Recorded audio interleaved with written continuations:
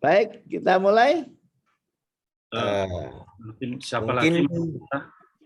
Mungkin kita tunggu 2-3 menit lagi ya Pak.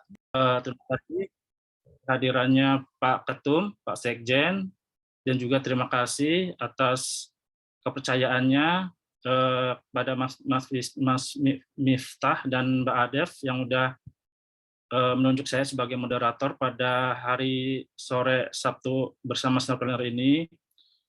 Baik Bapak, saya mungkin mohon izin untuk menjelaskan secara singkat Sabtu bersama kegiatan Sabtu bersama Snapreneur ini merupakan salah satu program dari IAP pada periode kepengurusan 2019 sampai 2022, yaitu di mana diketuai oleh Pak Andi Simarmarta dan juga pada posisi sekjen yaitu ada Pak Dimas.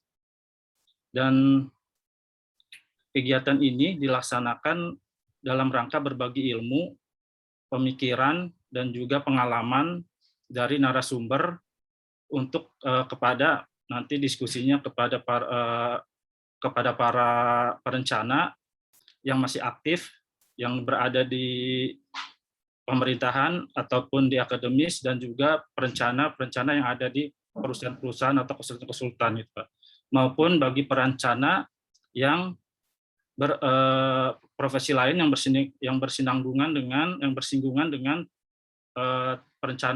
perencanaan tata ruang itu, Pak. Nah, baik Bapak Ibu, itu sekilas terkait program Sabtu bersama Snapreneur. Mohon izin untuk menginformasikan profil singkat narasumber, yaitu pada Sabtu sore ini, yaitu narasumbernya Bapak Darmansyah Hussein. Pada saat ini adalah anggota DPD RI periode 2019-2024. Salam hormat Pak Dewan. Salam. Lalu beliau ini adalah senior planner lulusan Teknik Planologi ITB tahun 1982. Mungkin ini saya belum lahir, Pak. Bapak sudah kuliah. Nah, dan melanjutkan S2-nya itu di jurusan Administrasi Negara Program Kekhususan Otonomi Daerah di Universitas Muhammadiyah Jakarta. Beliau mengawali karir menjadi dosen, asisten dosen dari Universitas Bandung 1979 sampai 1982, dan juga menjadi dosen di Universitas Krishna Dwipayana di Jakarta pada tahun 82 sampai 86. Beliau juga memiliki pengalaman di beberapa perusahaan ya Pak ya, di konsultan yaitu menjadi tenaga ahli. Lalu Pak Darmansyah Hussein ini juga pernah menjadi PNS di Bapeda ya, yaitu di Provinsi Sumatera Selatan. Nah, itu mungkin terkait pengalaman planner beliau. Nah, bagaimana pengalaman beliau di politik? Nah, beliau ini setelah memiliki karir politik, yaitu pada tahun 98 menjadi Ketua Departemen Ekonomi DPB Partai Bulan Bintang, yaitu pada periode 98 sampai 2000. Bapak juga sebagai anggota DPR MPR RI pada periode 1999 sampai 2004. Beliau juga menjadi sekretaris fraksi PBB di MPR, wakil sekretaris fraksi PBB di DPR RI. Nah, anggota Komisi 8 DPR RI dan wakil ketua subkomisi Ristek Komisi 8 DPR RI. Nah, beliau juga seorang mantan bupati 2 periode, luar biasa Pak. Jadi Bupati Belitung pada periode 2004 sampai 2008 dan terpilih kembali pada periode 2018 sampai 2013. Nah, itu sekilas Pak Insinyur Haji Darmansyah Hussein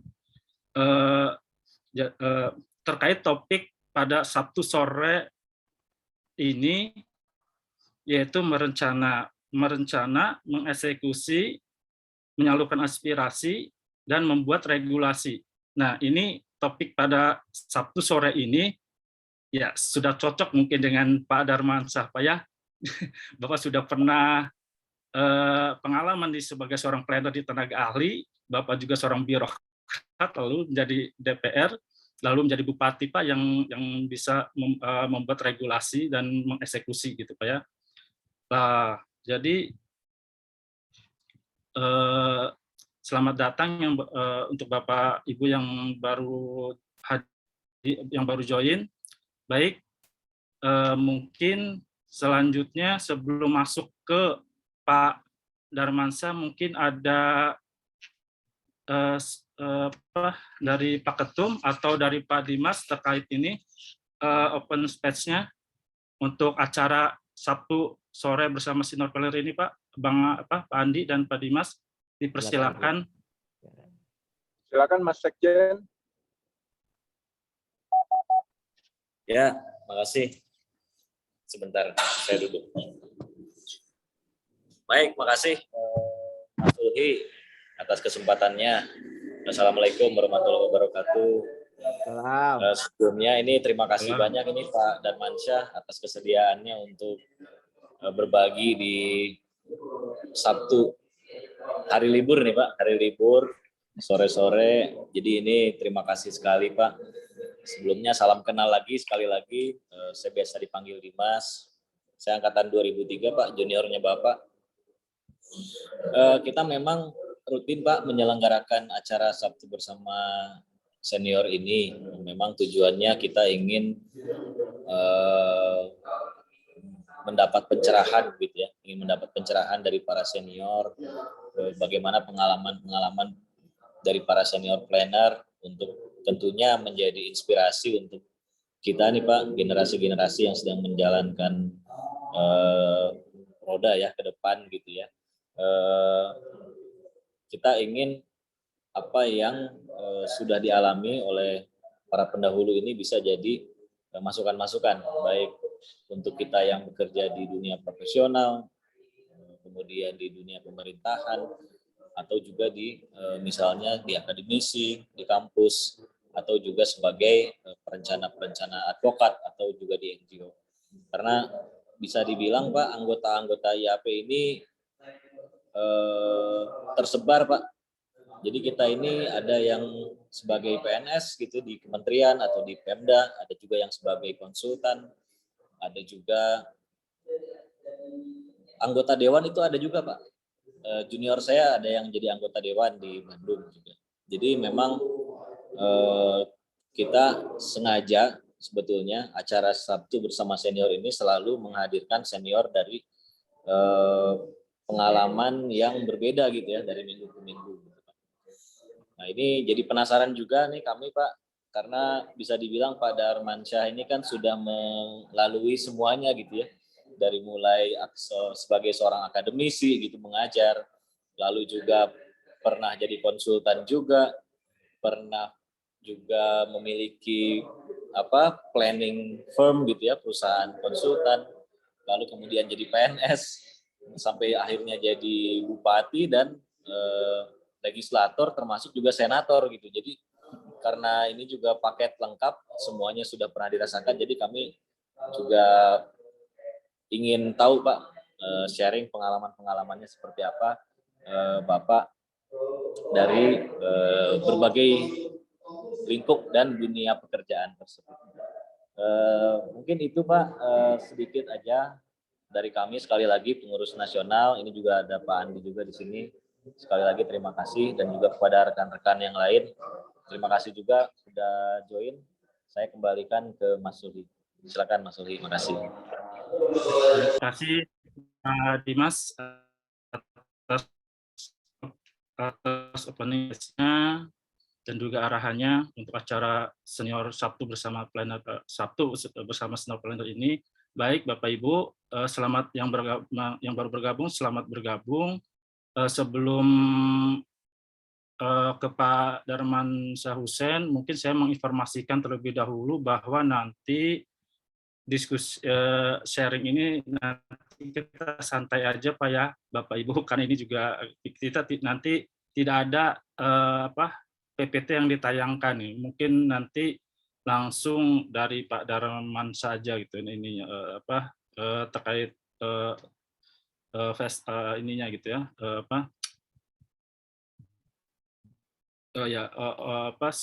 diskusinya gitu. Nah, mungkin langsung aja ke Pak Darmansyah. Pak, mungkin waktu dan tempat dipersilakan. Baik, terima kasih ya Suli. Assalamualaikum warahmatullahi wabarakatuh. Waalaikumsalam.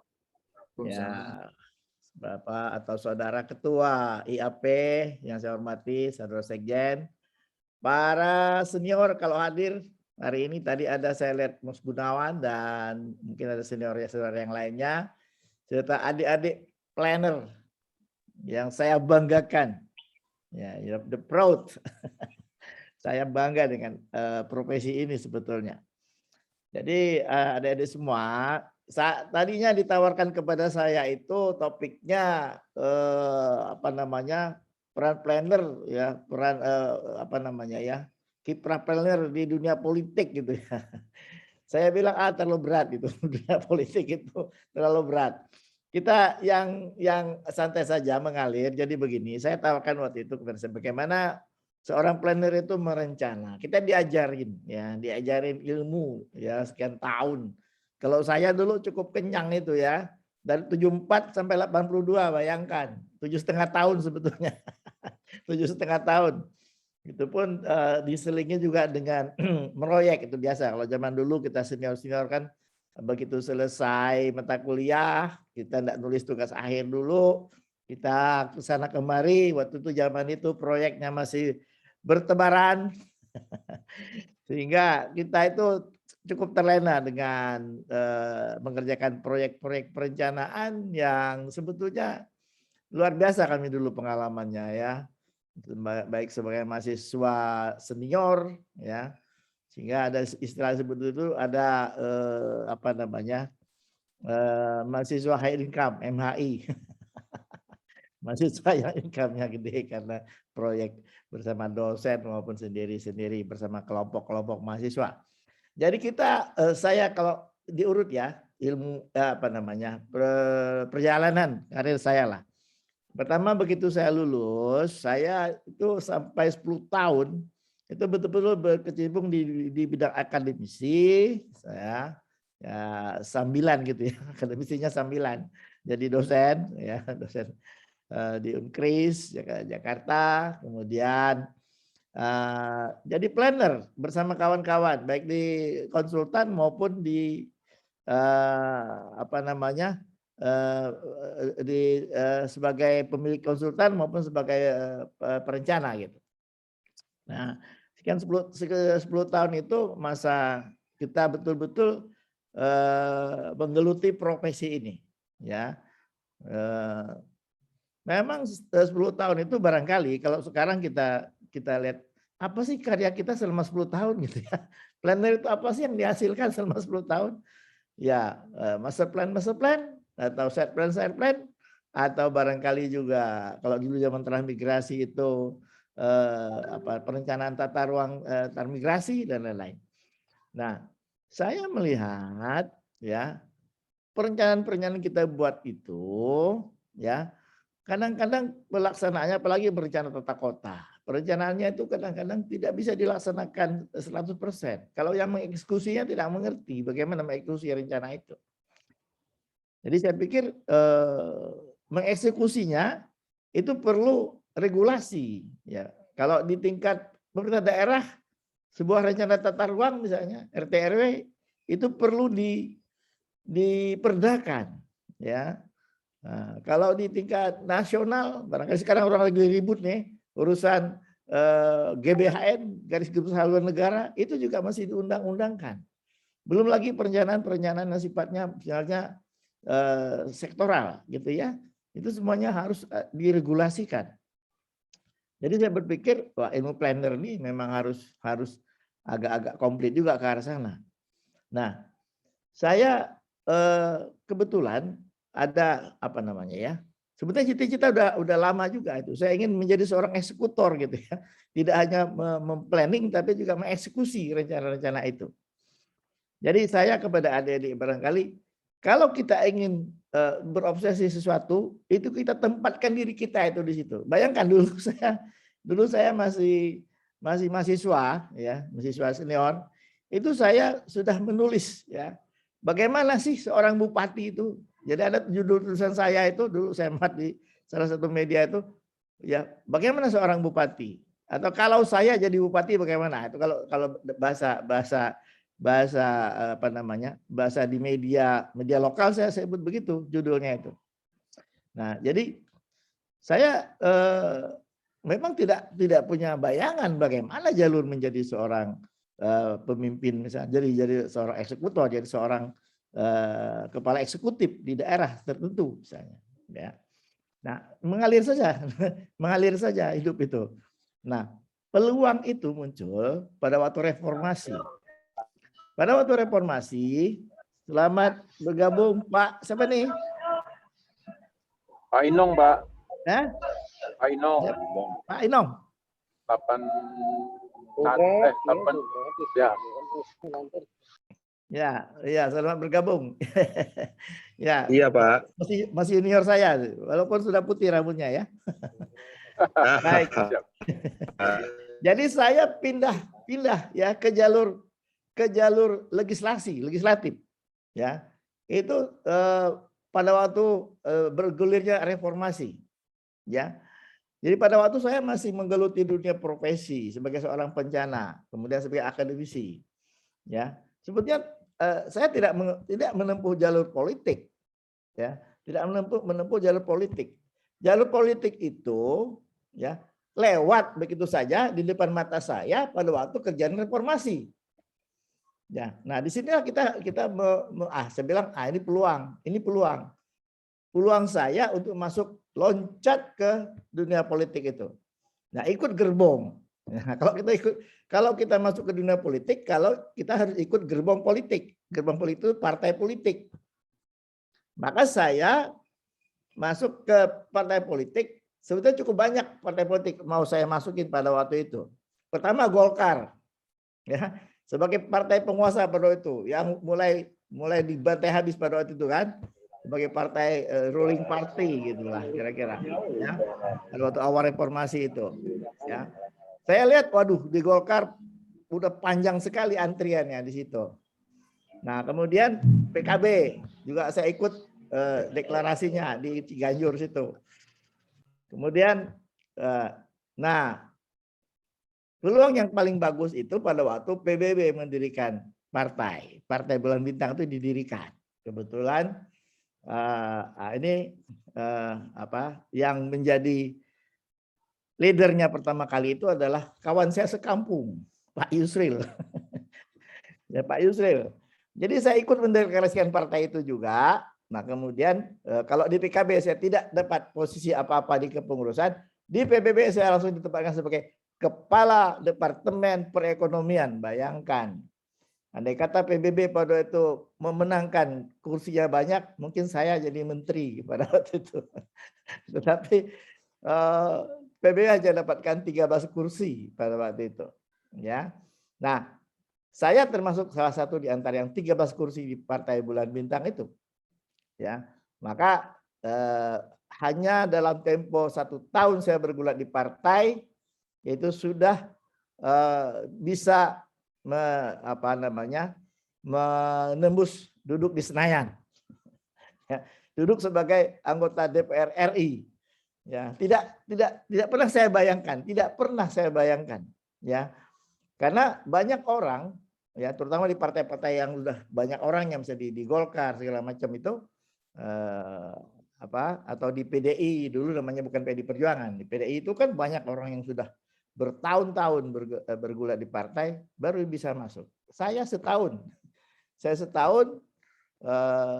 ya Tuhan berikan ini, akhirnya saya duduk di Senayan, sebuah partai yang bisa membentuk fraksi, tapi fraksinya pas-pasan, kecil, ya.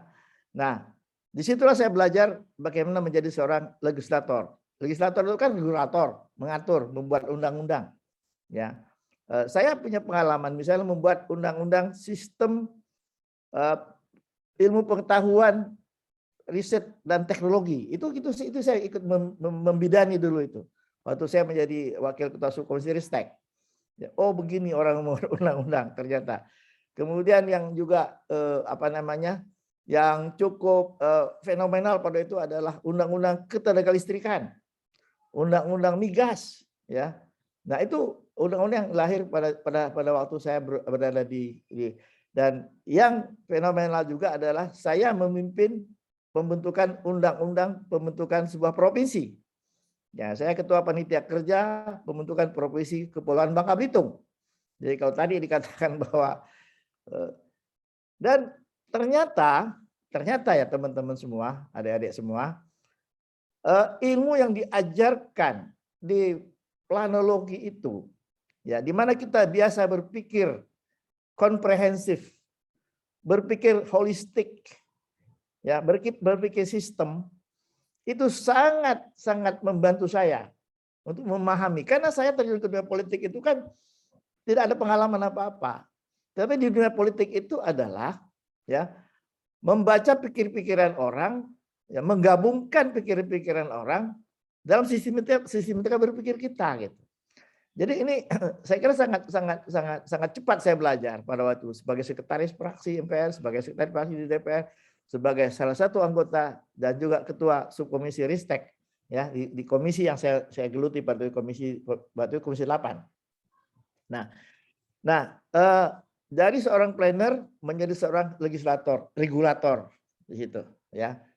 Nah, memang pada waktu reformasi itu ya seorang legislatif, anggota legislatif itu lebih banyak sebagai legislator ketimbang dia sebagai penampung aspirasi pada waktu itu.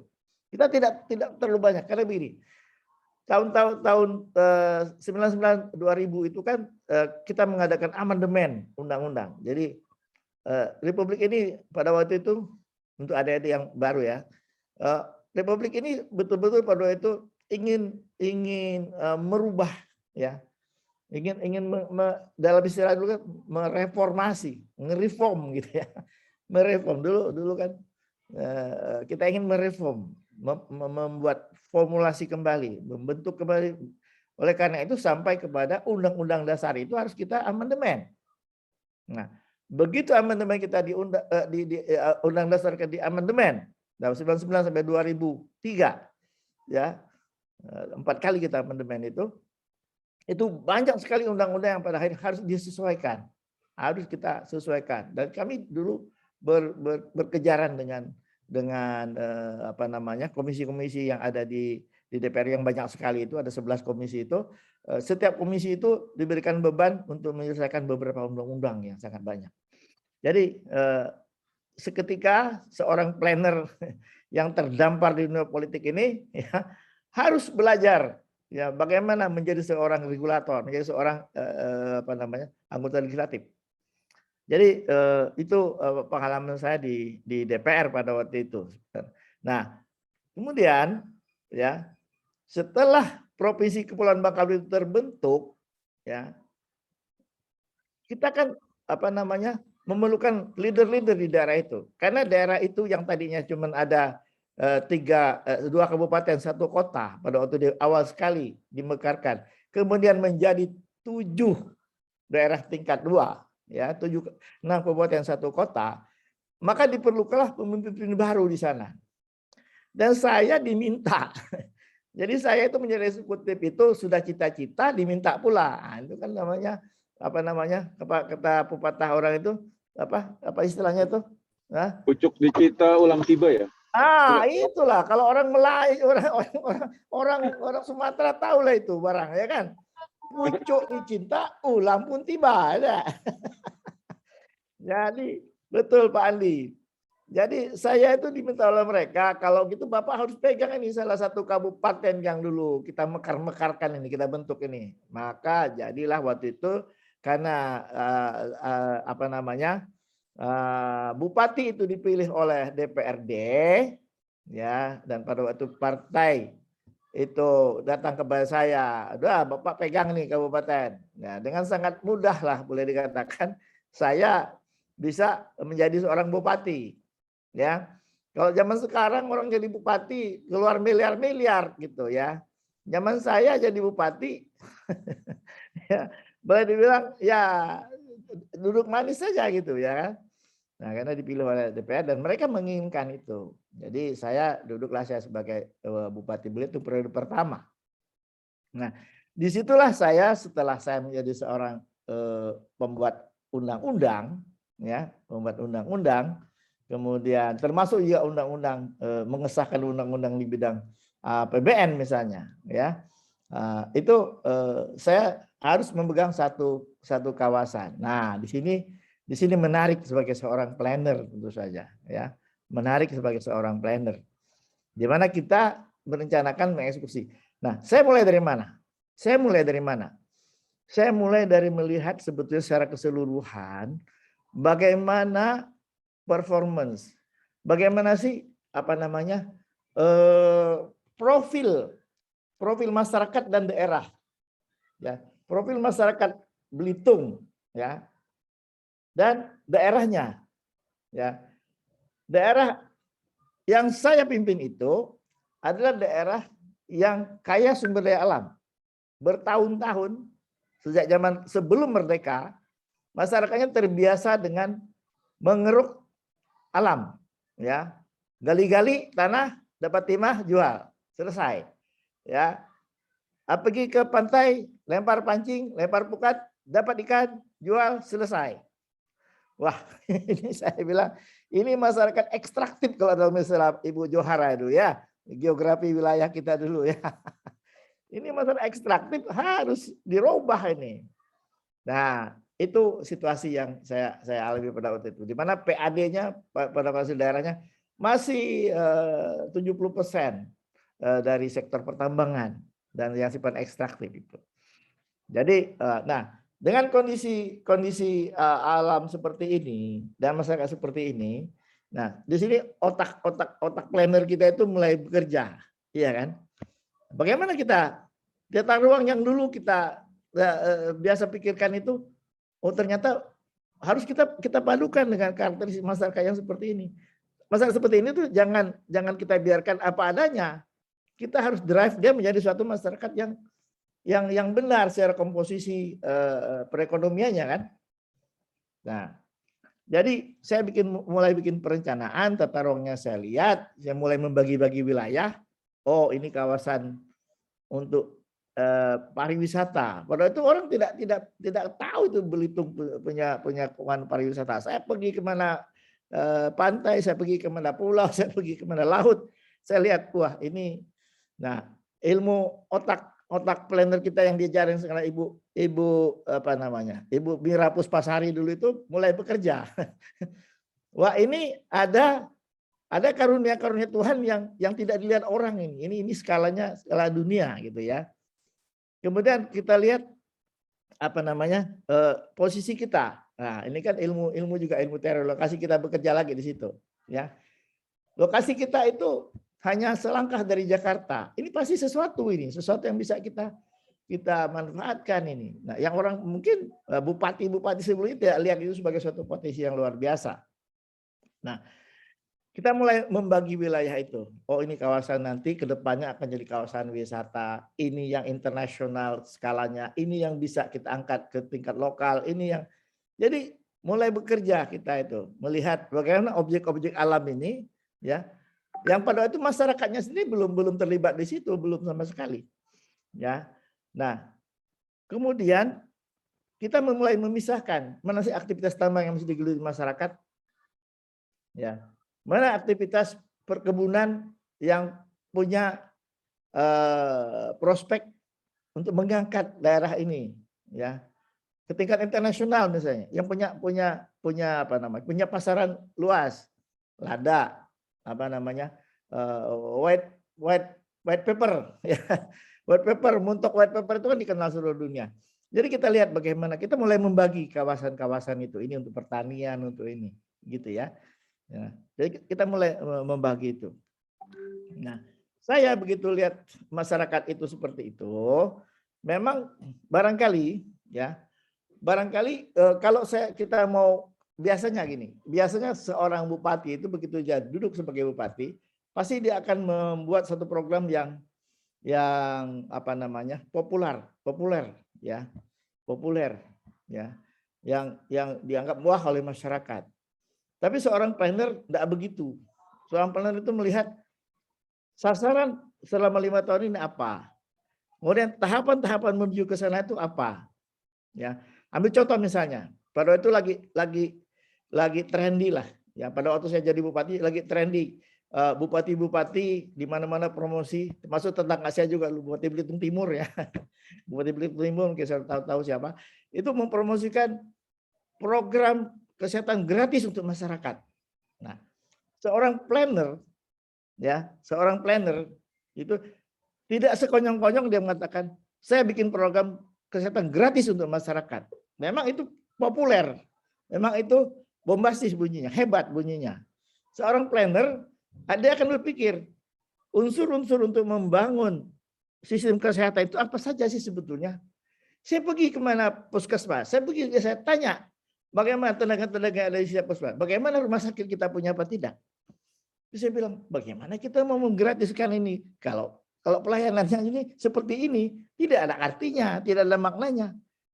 Pendidikan gratis, lagi trendy pada waktu saya dibuat di awal-awal. Banyak bupati-bupati mengatakan, saya pendidikan gratis.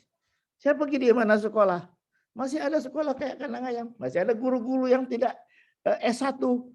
Saya bilang, wah tidak bisa begini. Nah, planner itu berpikirnya kan, planner itu bersistem kan. We think by system kan. Kita mengkaitkan. Ini kalau kayak begini secara fisik masih kayak begini, guru-gurunya masih ini, di puskesmas bidan desanya misalnya masih apa bidan tradisional misalnya, anak-anak dilahirkan dengan cara-cara tradisional. Akhirnya saya bilang begitu, tidak bisa. Ini 3 tahun kita baru bicara soal pengobatan gratis. 3 tahun ke depan baru kita bicara soal kesehatan gratis. 3 tahun ke depan kalau kita baru bilang pendidikan gratis. Nah, oke, itu dari segi pelayanan kepada masyarakat. Bagaimana planner berpikir, ya, berpikir secara holistik itu. Saya mulai menyekolahkan bidan-bidan, saya mulai mensekolahkan para perawat, saya mulai mensekolahkan dokter-dokter gitu. Dan ini sama sekali tidak populer, tidak kelihatan langkah kita itu. Tapi kita punya skenario seperti itu. Nah, kemudian saya kembali dalam kita merubah komposisi ekonomi masyarakat itu, ya, seperti saya katakan tadi itu. Saya mulai canangkan dalam rencana saya, yang kita susun bersama dengan Bapeda, ya. Nah, Bapeda itu kan banyak planner di situ ya. Tapi di Bangkalan itu nggak ada planner, cuma saya sendiri jadi planner di situ. Yang lainnya bidang arsitek, bidang sipil dan lain.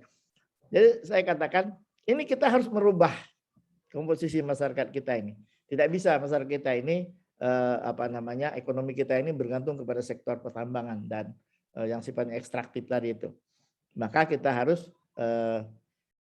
bikin kegiatan ya yang lebih bervariasi, yang lebih banyak ininya variasi. Maka kita canangkan pada waktu itu 3 sektor unggulan kita. Pertama pariwisata. Orang ketawa sih bilang pariwisata. Itu tahun berapa? Itu belum ada Belitung dikenal orang dengan Laskar Pelanginya, belum, masih jauh. Ya, itu tahun 2004 kan. Nah, kemudian saya tempatkan 3 sektor pariwisata itu, sektor prioritas namanya ya, pariwisata, karena daerah kita daerah kepulauan kelautan, saya katakan ini kelautan, ya, kelautan dan perikanan. Yang ketiga adalah karena kita ini aksesibilitas ke Jakarta ini bagus, ya, adalah transportasi. Ya, kita harus bikin pelabuhan yang bagus, kita harus bikin bandara yang bagus, kita harus bikin jalan-jalan yang mulus. Ini 3 ini ya kita garap nih, ya. Nah, selain tadi itu yang pelayanan dasar ya, pendidikan dan kesehatan. Itu terus ini urusan wajib ini. Nah, Yang memayungi ini semua adalah otak kita yang berpikir tentang alam. Alam ini harus diselamatkan, harus dibikin lebih bagus, lebih cantik, lebih lestari kan gitu ya. Nah, jadi 3 sektornya, 2 pelayanan dasarnya dipayung oleh alam dan tata ruang di situ. Nah, ini yang kita tanamkan kepada segenap PNS. Ada sekitar katakanlah 2000-an lah PNS yang harus kita otaknya itu kita mulai rubah ya. Kita mulai rubah. Ini tidak bisa berjalan seperti ini. Kita harus mendidik masyarakat kita ini untuk sadar bahwa alamnya ini cantik, alamnya ini bagus untuk pariwisata. Dan dilalahnya ya di sektor pariwisata aja misalnya itu sebelum sampai ke sana kita mempersiapkan ya. Kita mempersiapkan misalnya gini. Setelah kita identifikasi kawasan-kawasan wisata yang bagus ya. Setelah saya tahu ternyata bupati sebelum saya juga dia sudah berpikir sebetulnya. Bukan dia tidak berpikir bahwa pariwisata ini punya potensi. Tapi cara dia menangani salah. Saya bilang ini kalau Anda berpikir sendiri, Anda tidak kaitkan dengan apa yang ada di pusat. Nah, disinilah kita pentingnya seorang pimpinan daerah misalnya punya pengetahuan mengenai kondisi di pusat. Ya. Punya interaksi dengan orang-orang di pusat. Saya katakan begini, ini memang betul dia sudah merencanakan ini untuk kawasan-kawasan ini. Tetapi apakah kawasan yang direncanakan itu ada cantolannya di pusat? Kan kalau misalnya kita mau menentukan kawasan pariwisata, ya kita harus tanyakan, ini secara nasional diakui enggak? Ya, dikenal enggak? Nah, ada yang namanya KSPN, Kawasan Strategis Pariwisata Nasional. Saya bilang, ini kita harus kejar itu. Daerah yang kita bilang bagus ini, berapa dia luasnya, berapa dia panjang jalannya, berapa objek wisata yang ada di situ, kita masukkan dalam program nasional sebagai kawasan strategis pariwisata nasional. Ya. Maka kita berjuang untuk itu. Kita buat perencanaannya, kita buat kerangka master plan-nya lah dalam bahasa sesingkatnya gitu ya. Nah, untuk kita masukkan sebagai kawasan yang masuk ke kawasan pariwisata nasional. Ya, waktu itu belum ada KEK, belum ada kawasan ekonomi khusus, belum ada. Nah, coba kita sudah identifikasi. Nah, kemudian perjalanan ke sininya itu ada undang-undang mengenai KEK. Kita katakan ini yang KSPN kita ini ada bagian yang kita harus kekkan sebagai titik sentral untuk tumbuhnya pariwisata di situ. Nah, saya berjuang sampai 5 tahun itu untuk menghasilkan KEK itu, dan di akhir masa jabatan saya KEK ini ditandatangani oleh Presiden Jokowi. Sebetulnya presiden sebelumnya juga sudah menandatangani, tapi biasa presiden ini agak lama-lama. Kalau Jokowi begitu dia tahu, dia datang, dia teken. Nah, itulah salah satu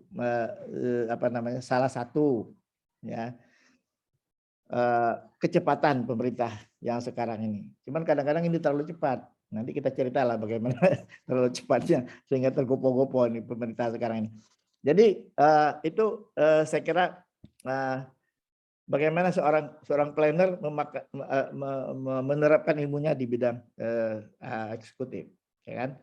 Nah, karena saya punya pengalaman juga di legislatif di tingkat nasional, maka saya tidak punya kesulitan sebenarnya berhadapan dengan legislatif di tingkat nasional, di tingkat lokal, di tingkat kabupaten.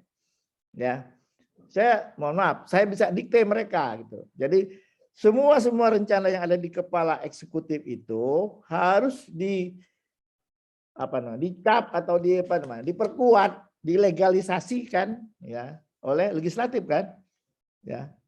Nah, dia harus diperdakan, dia harus bikin renstranya segala macam, dia bikin tata ruangnya. Jadi ini jalan, secara cepat bisa jalan, gitu ya. Nah, alhamdulillah periode pertama saya selesai, dasar-dasar itu sudah saya letakkan. Untuk masuk periode kedua, ya Nah, ini untuk adik-adik yang punya cita-cita nih ke depannya untuk jadi bupati. Saya kasih pengalaman, ya, saya kasih ilmunya ini, ya. Nah, untuk periode saya yang kedua, ini ternyata banyak orang menganggap kalau gitu jadi bupati itu nggak sulit-sulit amat gitu kan. Pak Darmansyah aja katanya masih bisa hahaha gitu kan, masih santai-santai aja gitu. Dia nggak tahu, dia nggak tahu bahwa ya tidak hanya gitu kan, tidak hanya petentengan kesana kemari pakai apa namanya tanah jabatan bupati kan. Nah, pada periode yang kedua banyak yang mau jadi bupati. Bayangkan waktu itu 7 ya pasang melawan saya. Jadi saya nomor 6, ada 7 pasang yang bersaing untuk jadi bupati pada periode saya yang kedua. Karena dia menganggap gampang aja bupati, semua orang bisa jadi bupati. Nah, termasuk juga wakil saya pada waktu itu. Saing kita. Tapi satu hal yang saya katakan, ya, sejauh bahwa kita, ya, sebagai pimpinan itu mempunyai grand strategi yang bagus dan bisa kita tanamkan kepada seluruh aparatur yang ada di bawah kita, bahwa ini loh cita-cita daerah kita yang seperti ini cita-citanya. Kepala PU mikirnya oh ya ini, kepala dinas pariwisata mikirnya itu, ini kepala semua berpikir seperti itu dan dia menularkan itu. Itu mau berapapun calonnya itu tidak akan goyah mereka.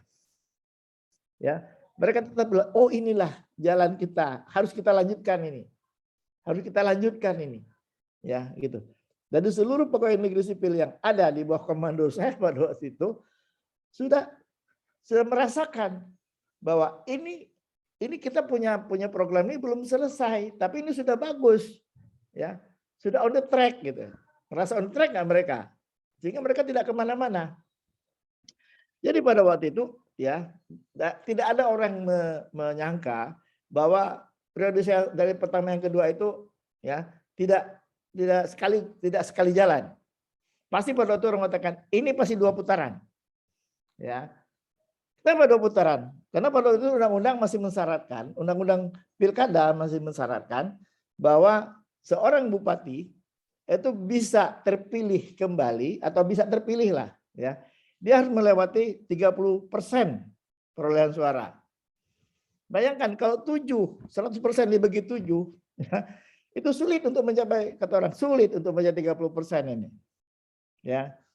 Tapi dengan keyakinan seperti tadi itu, keyakinan bahwa rencana kita ini sudah benar, rencana kita ini bagus, kita jual ke mana-mana, bahwa sudah kita kerjakan misalnya dari rencana 10 kita bilang oh yang ini saya kerjakan 5 loh ya yang 5 berikutnya tuh ini yang akan saya lakukan, oh ini saya sudah kerjakan 3 loh, ada buktinya 3 walaupun hanya 3 dari 10 itu, oh ini 7-nya begini.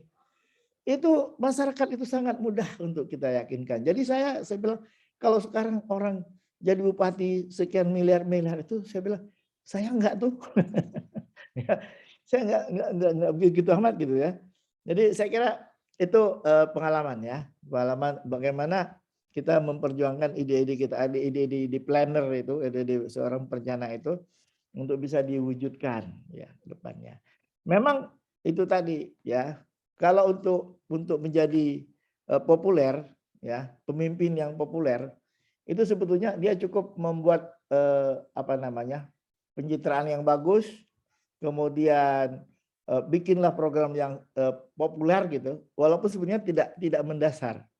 Nah, setelah saya 10 tahun orang baru bisa melihat, oh ini daerah ini, kalau Bapak Ibu ke Bangka Belitung aja misalnya, lihat bandingkan Belitung ya yang dulu saya pegang bandingkan dengan kabupaten-kabupaten yang lain, itu akan beda dia ya.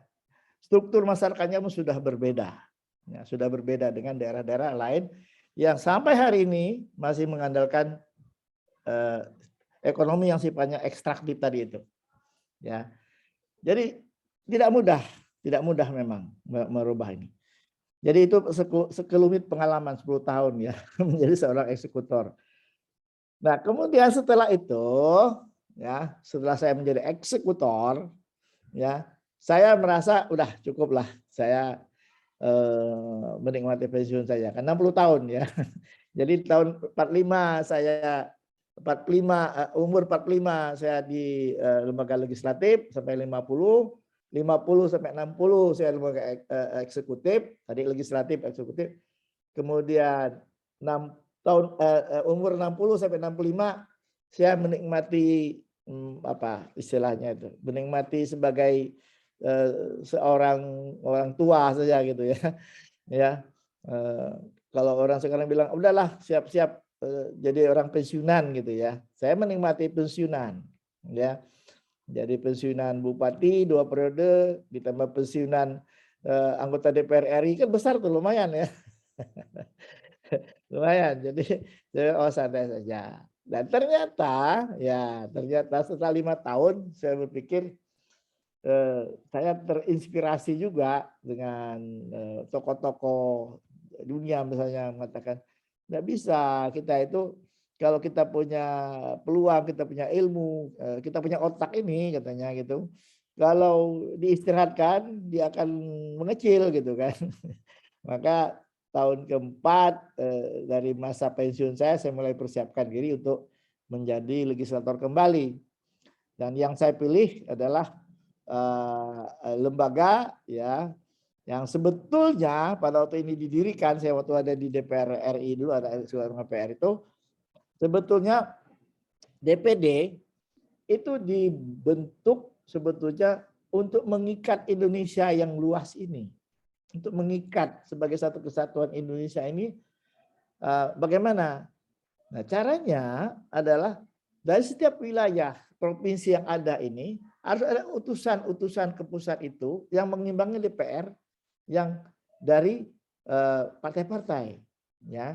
Nah, di DPD itu ya, waktu itu rancangannya seperti ini. Di DPD itu ya, itu setiap provinsi mau besar mau kecil, dia memiliki wakil sama 4 orang. Ya, 4 orang. Ya. Kenapa begitu? Untuk keseimbangan antar wilayah. Keseimbangan antar wilayah. Nah, itu idealnya seperti itu. Ya. Nah, kalau di negara-negara federal seperti Amerika, kalau namanya senator itu mewakili negara bagian kan. Nah, dan dia punya hak lebih besar daripada senator yang ada di Indonesia. Ternyata setelah saya masuk di situ. Jadi saya masuk sekarang sebagai anggota legislator kembali yang fungsinya tetap 3 fungsi, yaitu pembuat undang-undang, ya, pengawas pelaksanaan undang-undang, dan fungsi budgeting, ya, penganggaran keuangan, ya, penganggaran keuangan. Nah, saya sudah pernah masuk di lembaga yang membuat undang-undang. Tadi saya sudah sampaikan di awal. Saya punya pengalaman membuat undang-undang pembentukan provinsi. Saya punya pengalaman membuat undang-undang migas. Saya punya pengalaman membuat undang-undang panas bumi. Saya pernah pengalaman membuat undang-undang ketenagalistrikan. Saya pernah membuat undang-undang mengenai sistem pengembangan ilmu pengetahuan teknologi dan riset. Itu undang-undang yang menurut saya sebetulnya sangat penting untuk Indonesia sekarang ini. Ya. Cuma sekarang yang terakhir tadi itu saya lihat saya agak ini juga di masa Pak Jokowi ini agak dikecilkan ya. Bukti yang terakhir juga misalnya Kementerian Ristek itu digabung kembali ke Kementerian Pendidikan. Ini kan menurut saya ya yang dulu sempat bergulat lah dengan kawan-kawan profesor dari LIPI, dari BPPT, untuk melahirkan undang-undang sistem ilmu pengetahuan dan teknologi kita ini sangat sebetulnya miris ini kalau Indonesia ke depan, karena inilah sudah kunci kita peradaban kita ke depan ini. Tapi udahlah, barangkali ke depan bisa berubah itu semua. Nah,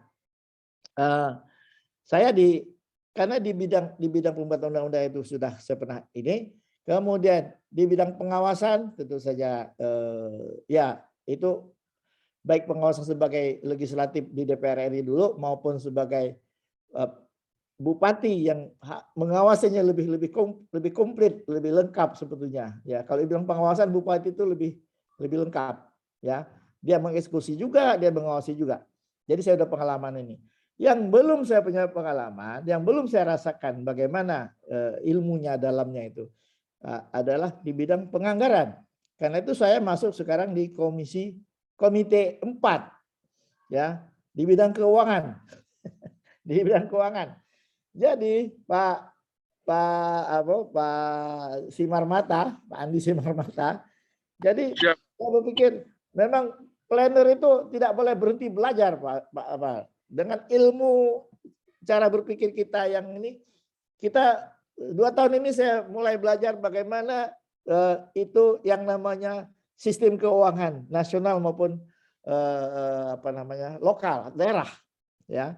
Walaupun saya dulu waktu ngambil S2 itu sempat belajar ya ilmu keuangan daerah. Ya, dari Pak Mardiasmo, dari Pak Kajat Niko waktu dia asisten dosennya. Jadi, nah sekarang 2 tahun ini saya di situ, bahkan sekarang saya menjadi salah satu wakil ketua di situ yang membidangi anggaran. Dan 4 sebulan terakhir ini kita betul-betul memasuki satu masa yang penting sebetulnya berkaitan dengan undang-undang yang sedang kita garap sekarang ini. Jadi gini, dampak daripada Omnibus Law itu, ya, Omnibus Law itu kan banyak mendestroyer undang-undang yang ada sebelumnya, ya. Kemudian kalau kita tidak hati-hati, undang-undang ini bisa menjadi resentralisasi kembali. Ya, tadi yang sudah bagus desentralisasi, ada otonomi daerah. Sekarang ini kecenderungannya itu akan menjadi kalau kita tidak benar-benar. Tapi kalau kita benar-benar ya enggak gitu ya. Nah, dan salah satu yang cerminan daripada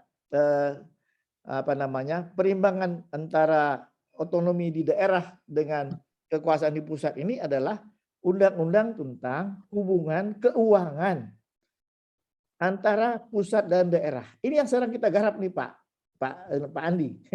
Ya, hubungan keuangan antara pusat dan daerah ini menjadi penting sebab apapun yang kita rencanakan, ujung-ujungnya juga duit. Tak bisa kita bikin rencana apapun kalau rencanaan duitnya itu tidak jalan. Ya, tidak ada gitu ya.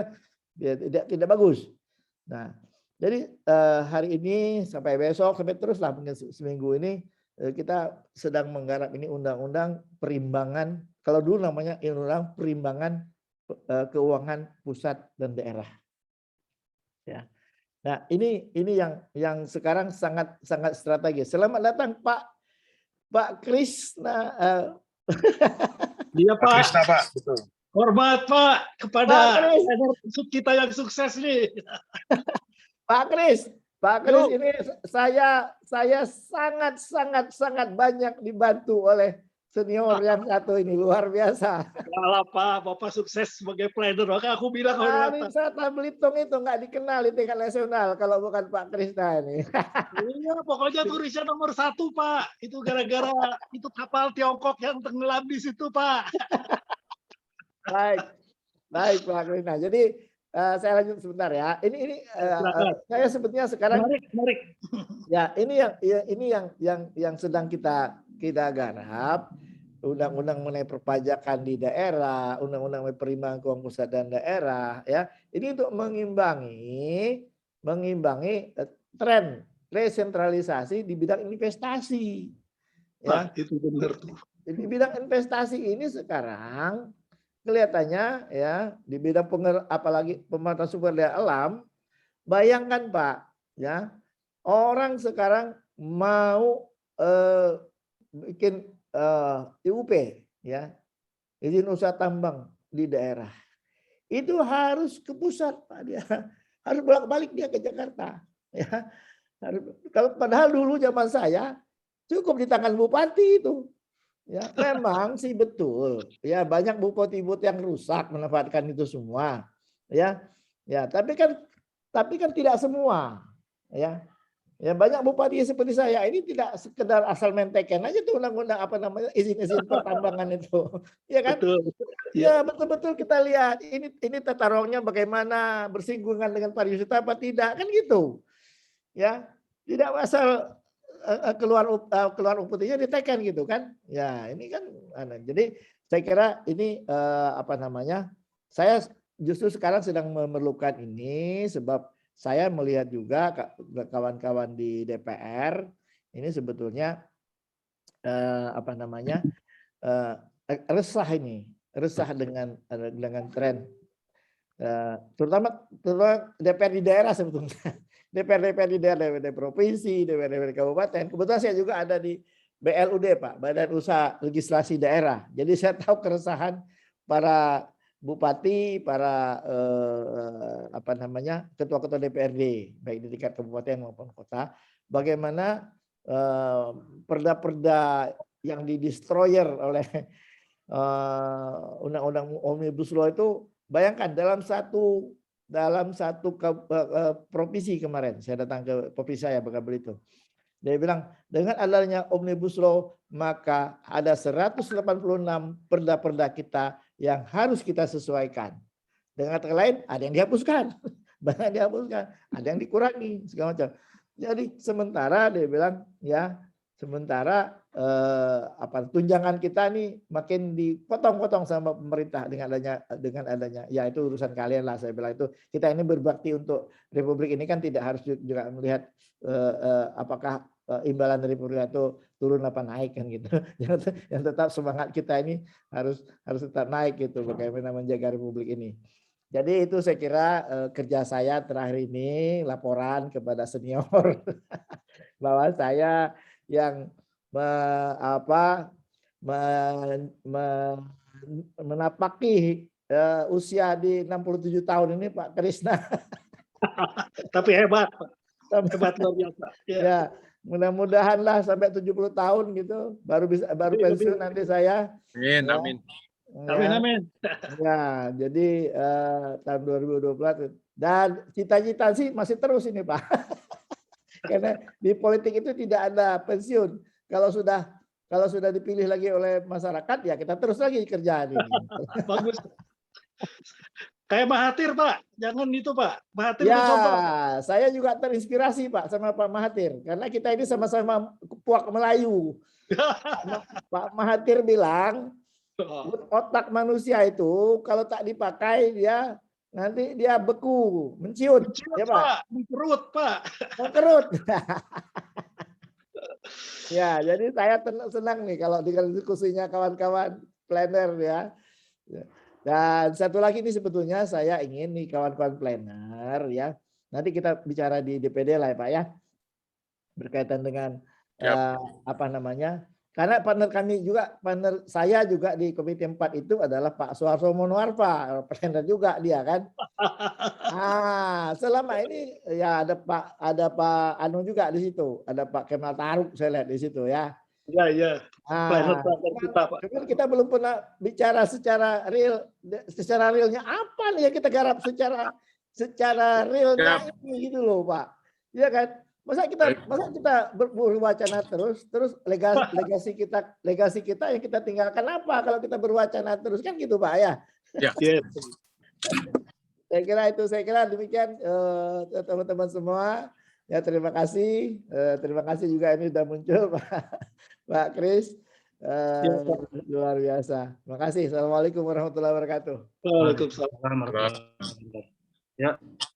Pak Andi, saya boleh ngomong nggak Pak Andi? Ya, silakan Pak Kris. Ini nanti ada Mas Sulhi yang mandu. Ya. Silakan. Oke. Ya, terima kasih Pak. Kita mau apresiasi dulu ya ke Pak Andi, IAP. Bahwa mau menggunakan planner sukses. Itu saya sebut planner sukses. Kenapa sukses? Dia tuh jangan salah bikin undang-undang. Dia juga mengeksekusi undang-undang loh. Ini jangan cuma planner maunya ribut tata ruang aja. Ini benar-benar jadi leader. Ya, ini kalau malah saya usul ke Pak Andi, kalau beliau harus dikasih penghargaan Pak dari IAP, wajib itu Pak. Siap, Karena siap. apa? Karena dia amalnya banyak, Pak. Saya lihat dari amal. Kenapa rakyatnya tuh jadi makmur, Pak?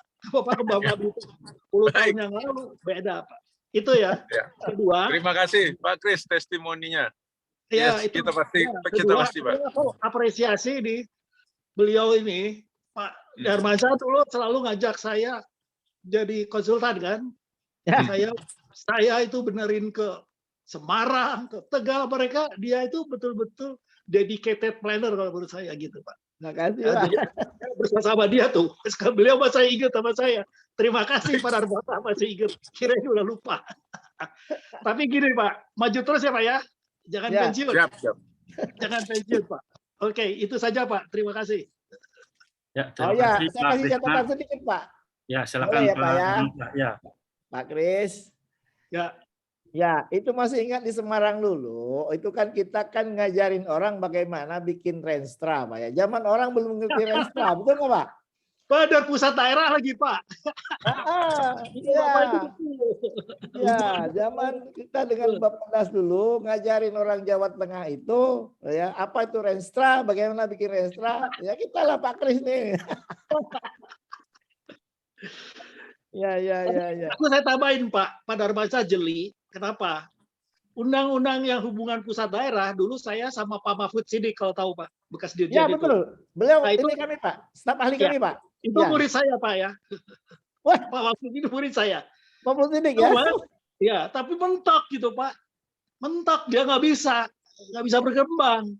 Nah, untungnya ada Pak Darmansyah yang mengangkat kembali dan dijadikan di DPD ya sebagai bintang. Sebagai Ya. bintang apa? Perubahan reformasi hubungan pusat dan daerah. Betul. Saya salut Pak itu. Jadi itu aja Pak apresiasi ke Bapak Pak. Terus berjuang Pak. Makasih Pak. Bapak kenal yang Pak Sidik ya. Kalau itu nanti saya Dia itu sampaikan murid Pak. saya Pak. Alhamdulillah. Sergio Melon. Saya mentornya dia. Alhamdulillah. Iya Pak, baik. Silakan lanjut. Ya, baik. Terima kasih Pak Darmansyah. Udah sharingnya sangat menarik. Banyak pengalaman yang pada masa yang sudah digeluti. Mungkin tadi saya terbesit Pak Darmansyah Ya. terkait kalimat Bapak bahwa apalagi sekarang Bapak masih menjadi lagi Di DPD. legislator Pak ya. Ya. Lalu Bapak tadi kalimat Bapak itu pembuat undang-undang migas, undang-undang kelistrikan, gitu, ya, undang-undang APBN, undang-undang pembentukan provinsi gitu Pak ya. Nah, Ya. saya terbesit Pak, kapan ya kita punya UU profesi kita gitu Pak, UU planner gitu Pak. Nah itu Pak, karena Bapak masih menjadi dewan gitu Pak ya. Nah jadi itu yang terbesit saya, wah Bapak bisa nih buat undang-undang UU planner gitu Pak. Nah itu, nah oke Bapak Ibu, itu dari saya Pak ya. Mungkin kita masuk ke sesi tanya jawab untuk Bapak Ibu. Mungkin yang ingin bertanya kepada Pak Darmansyah boleh raise hand atau chat di kolom Bapak Ibu. Kami persilakan, kita lebih banyak diskusi. Mungkin ya ada Pak Jilal Mardani, mungkin silakan Pak. Di sini sudah ada Pak Dwi, Bu Reni, Pak Jul, mungkin dengan ya silakan Pak Jilal langsung aja dengan ya. Selamat sore Pak Darmansyah. Waalaikumsalam. Selamat sore Pak. Gila. Saya Jila 82 Pak. Jauh mau lebih muda Pak. Oh, saya keluar Bapak masuk ya. Iya. Langsung aja Pak. Ini sore biar nanti yang ngantri di belakang juga sempat nanya. Saya sangat tertarik itu karena Bapak tadi bilang sekarang ini sedang membahas undang-undang perimbangan keuangan pusat daerah itu Pak ya. Ya. Karena memang komponen otonomi itu saya lihat ada dua Pak. Satu mengenai pemerintah daerahnya yang sudah beberapa kali berganti undang-undangnya. Tapi kalau yang perimbangan itu alhamdulillah belum pernah diganti Pak ya. Terakhir 2004 kalau nggak salah saya Pak ya. 2003 ya. Betul, 2004 Pak. Nah, 2004. Ya. Nah, sekarang kira-kira substansi apa yang menjadi penyusunan undang-undang yang Bapak sedang lakukan sekarang ini menjadi menarik Pak ya, karena setahu saya, bukan setahu saya sih, memang undang-undang 2004 yang lama itu kan perimbangan itu hanya sampai mengatur pada bagi hasil yang non pajaknya untuk sumber daya alam. ya Pak ya. Nah, sedangkan PPH itu hanya PPH orang pribadi itu pun cuma 20% itu Pak ya. Ya kan 8 untuk provinsi, 12 untuk kabupaten kota. Nah, sementara kita tahu yang pembayar PPH itu mungkin 80% itu berkonsentrasi di Jakarta itu Pak. Jadi yang terima itu Jakarta malahan gitu ya. Nah, ini kira-kira sampai sejauh mana Pak Undang-Undang Perimbangan Keuangan Pusat Daerah yang sedang Bapak godok dengan teman-teman di Senayan itu Pak gitu. Itu mungkin pertanyaan saya Pak. Terima kasih Pak. Ya. Baik, terima kasih Pak Jilan. Saya selalu baca komentar Bapak di WA Group itu Pak. Oh, terima kasih Pak. Terima kasih. Dan menarik. Dan saya cuma baca aja, nggak berani komentar, terus terang aja. Saya Pak Jilan ini udah tinggi ilmunya, nggak imbang saya. Kalau saya ini praktisi Pak, ilmunya baca bukunya jarang. Iya Pak. Kita belajar justru dari Bapak ini. Soalnya bagaimana caranya kan bisa mengubah sesuatu bisa menjadi lebih baik gitu ya Pak ya. Ya, baik. Sebelum saya jawab pertanyaan Pak Jilal ini, ya saya tanggapi dulu tadi yang disampaikan oleh moderator ya. Mas Sulhi, Pak. Ya, bagaimana sih terjadinya sebuah undang-undang ya? Ya, sebuah undang-undang itu kan dia bisa merupakan inisiatif dari DPR RI, bisa ada inisiatif dari pemerintah, bisa ada inisiatif dari kalau yang berkaitan dengan daerah itu umumnya ya atau umumnya apa undang-undang menggariskan bahwa itu bisa dari DPD RI. Ya. Nah, jadi kalau yang berkaitan tadi dengan undang-undang profesi perencanaan lah katakan begitu ya. Kedokteran ada, arsitek ada, perencanaan Ya. belum ada memang. Planner belum ada Pak. Belum ada undang-undang planner ya. Biar kami ini planner dilindungi oleh undang-undang gitu Pak. Iya, iya itu kan memang idealnya begitu. Setiap profesi itu dilindungi oleh undang-undangnya kan gitu. Ya, supaya dia berbentuk lex spesialis kalau istilah orang hukum ya. Ada lex spesialisnya. Nah, yang secara detail. Jadi saran saya kan banyak kawan-kawan kita juga di DPR RI itu. Ya, ada Ibu siapa tuh yang dari Kalimantan Timur. Hetifah, Pak. Hetifah. Hetifah, ada Pak Nur Yasin gitu ya. Nah, kalau di tempat saya kalau sekarang ini di Komite 4 itu tidak bidangnya itu, Pak. Dia ada juga di bidang di Komite 2 ya, bidang atau Komite 1 bidang tata ruang itu ya, partnernya Pak siapa namanya Pak Uki ya. Itu Komite 1 kalau di sini itu ya. Tetapi ya kalau ini tidak berkaitan dengan kepentingan daerah itu biasanya kalau diusulkan oleh DPD itu belum sudah ditolak oleh DPR RI itu. Jadi saran saya lewat DPR RI saja Pak itu.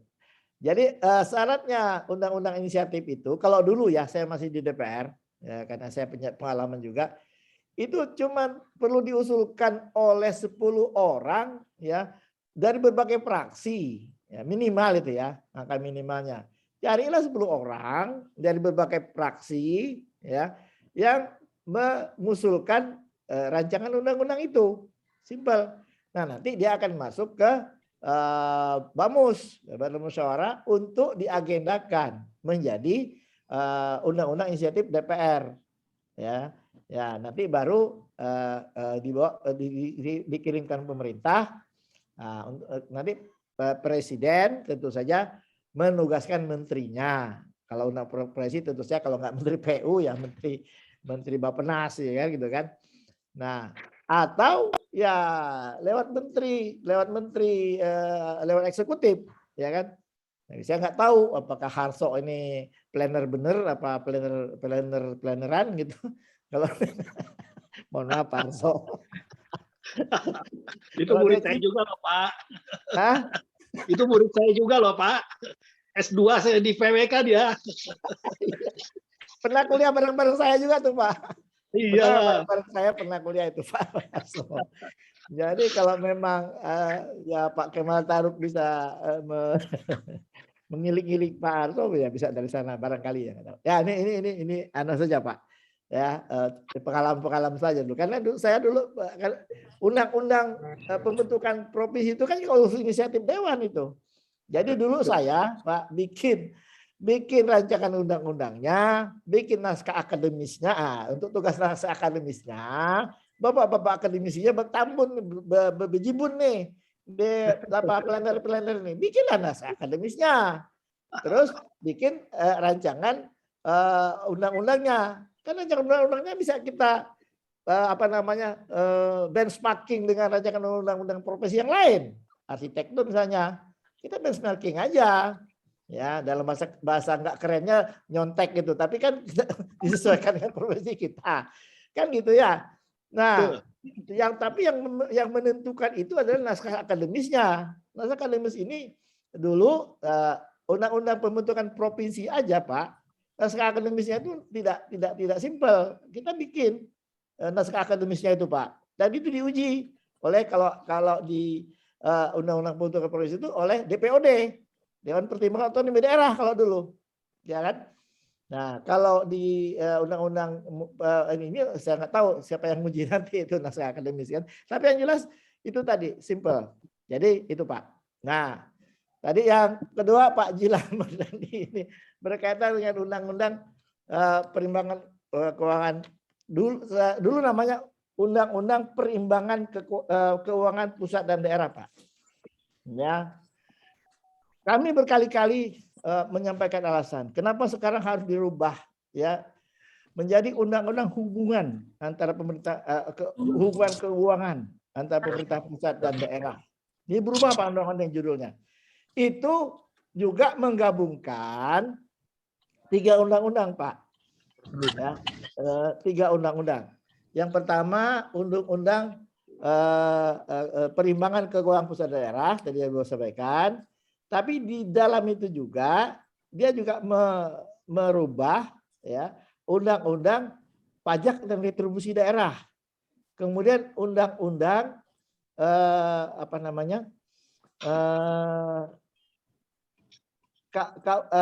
cuma ini agak terpisah dia, walaupun masih ada titik temunya.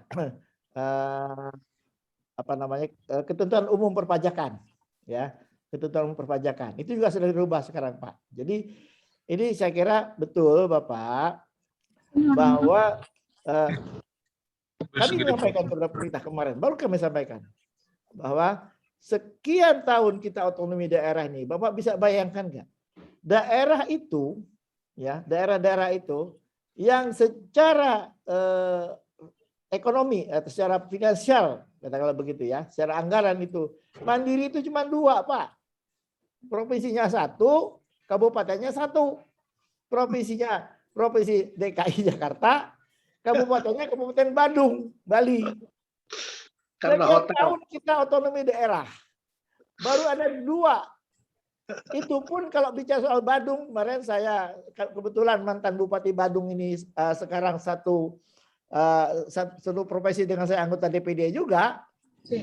Beliau mengatakan kalau Badung sekarang ini nggak usah cerita lagi, sudah bangkrut Badung itu dengan adanya COVID ini.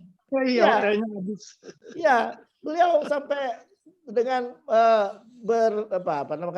mata berkaca-kaca itu cerita bagaimana Badung itu sekarang. Jadi ya mungkin cuma DKI barangkali sekarang ini yang mandiri secara finansialnya. Jadi ada yang salah berarti desain perimbangan keuangan kita ini.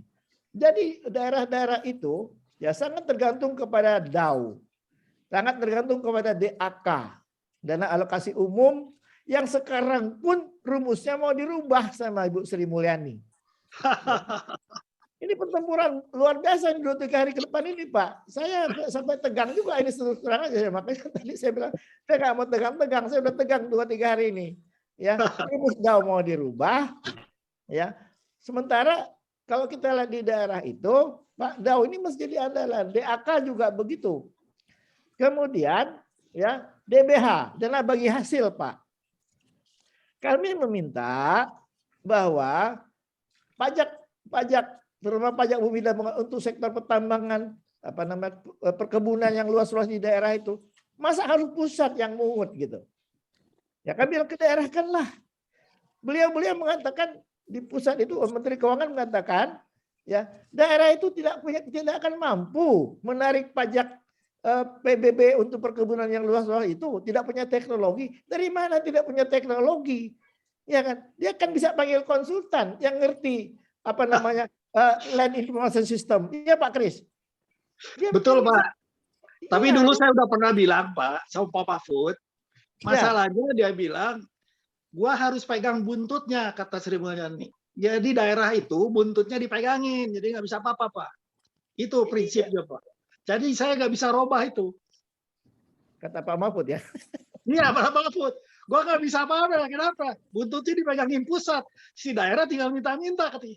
Simple Pak kayak gitu Pak. Nah sekarang udah waktunya dirobah gitu. Iya, udah waktunya dirubah. Memang skenario besarnya kemarin kita, cuman inilah Pak, kalau saya lihat ini ya konstelasinya, partai-partai juga kelihatannya, ya mohon maaf lah, ya kan. Kalau pemerintah maunya A kan partai-partai. Betul itu Bapak. Iya. Kadang-kadang kalau kita ketuk hatinya kayak kemarin ya, Profesor Hendrawan ya, itu kan salah satu pakar juga ya. Di PDIP itu ada juga yang pakarnya tuh Pak Profesor Hendrawan tuh kan. Ya. Dia mengatakan memang kita memahami bahwa otonomi kita ini sebagian besar masih gagal karena daerah masih sangat tergantung ke pusat. Daerah itu cuman ke pusat itu bawa batok untuk minta duit kepada. Iya minta-minta. Ya minta-minta, ini kan tidak sehat. Jadi Betul. Betul. Jadi saya kira ini apa namanya? Mohon maaf kalau misalnya nanti pada akhirnya undang-undang HKPD juga itu di luar ini, tapi saya bilang daerah sudah mensuarakan ini Pak Jelal, ya. Dan ini saya kira sudah ada langkah sedikit bagus juga lah, ya.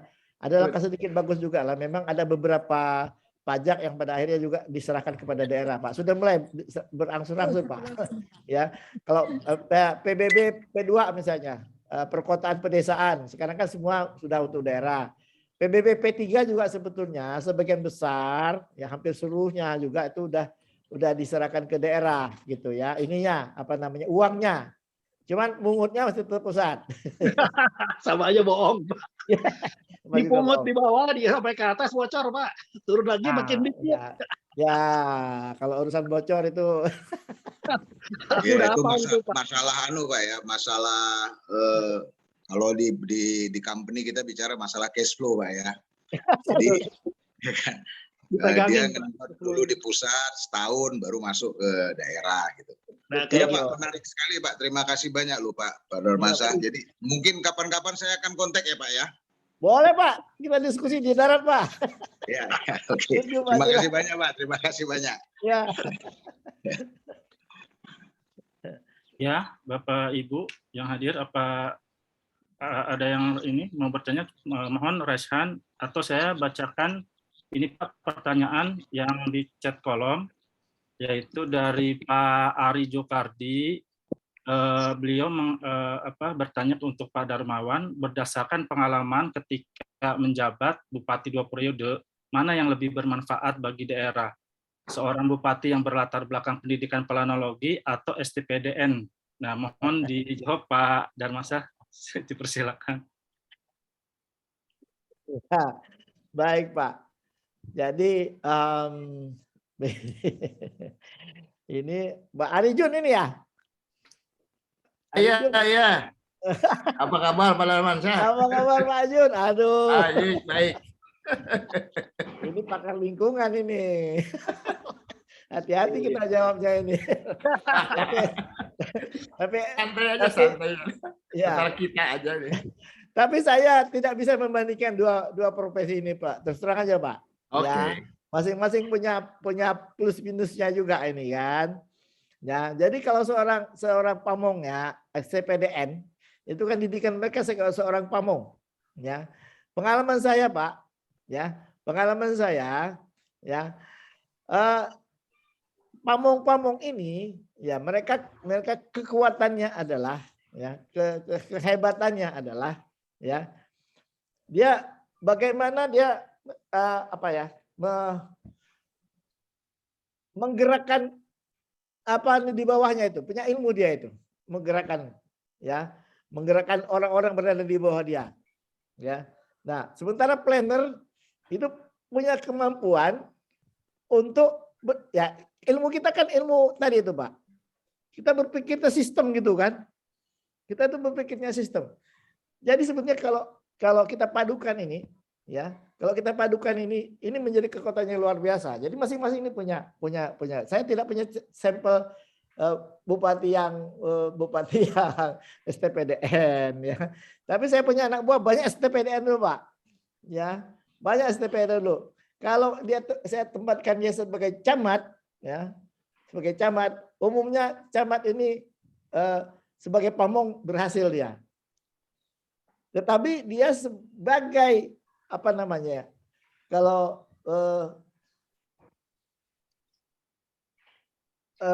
orang yang membangun apa namanya ya, kebersamaan di bawah gitu, Pak. Artinya sebagai seperti misalnya seorang NGO lah ya. Ya. Membangun itu agak kurang dia, Pak. Kalau saya lihat ya. Agak kurang dia. Bahkan cenderung kadang-kadang agak sedikit bersikap menak gitu, Pak. itu anak buah saya dulu banyak, Pak. Camat-camat di tempat anak-anak STPDN biasanya gitu. Kalau kita perintahkan dia bilang, "Siap, Pak." Belum tadi siap, Pak. Itu disiplin, Pak, ya, Pak. Kamu perintahkan itu anak buah kamu. "Siap, Pak," dia bilang gitu kan. Nah, tapi kalau kita ajak dia mikir yang agak apa namanya, komprehensif gitu, agak kurang aja. Itu pengalaman saya, bukan membandingkan sebagai ini, sebagai anak buah saya dulu seperti itulah, banyak anak buah. Gitu. Pak Darmansyah, kalau saya punya murid lulusan APDN lalu ngambil doktoral, ternyata juga bagus, Pak. Ya? Ada murid saya dari APBN, ya, lalu ngambil S3. Ternyata bagus, Pak. Sekarang dia jadi iya, di eselon 2 jadi ya nggak bisa banding apel sama jeruk gitu, Pak. Ya, betul. Masih punya karakter, Pak. Betul Bapak tadi. Iya. Jadi aku mau bilang aja positifnya begitu gitu. Ya, positifnya gitulah, Pak. Kalau ini kita komando itu biasa jalan itu, Pak. Siapa? Laksanakan gitu RPDN itu. Menarik. Bagus. Oke, baik. Pak Andi, Resen ada yang ditanyakan, Pak Andi? Ya, tapi Nah, mungkin silakan. Bang Togu dulu itu.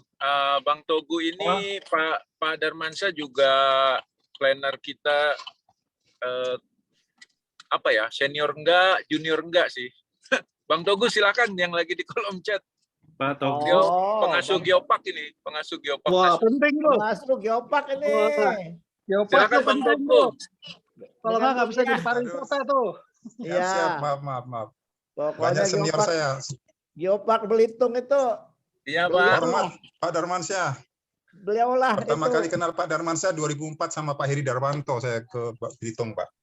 Oh, gitu ya. Teman Pak Darmansyah, Pak Heri Darwanto. Ya.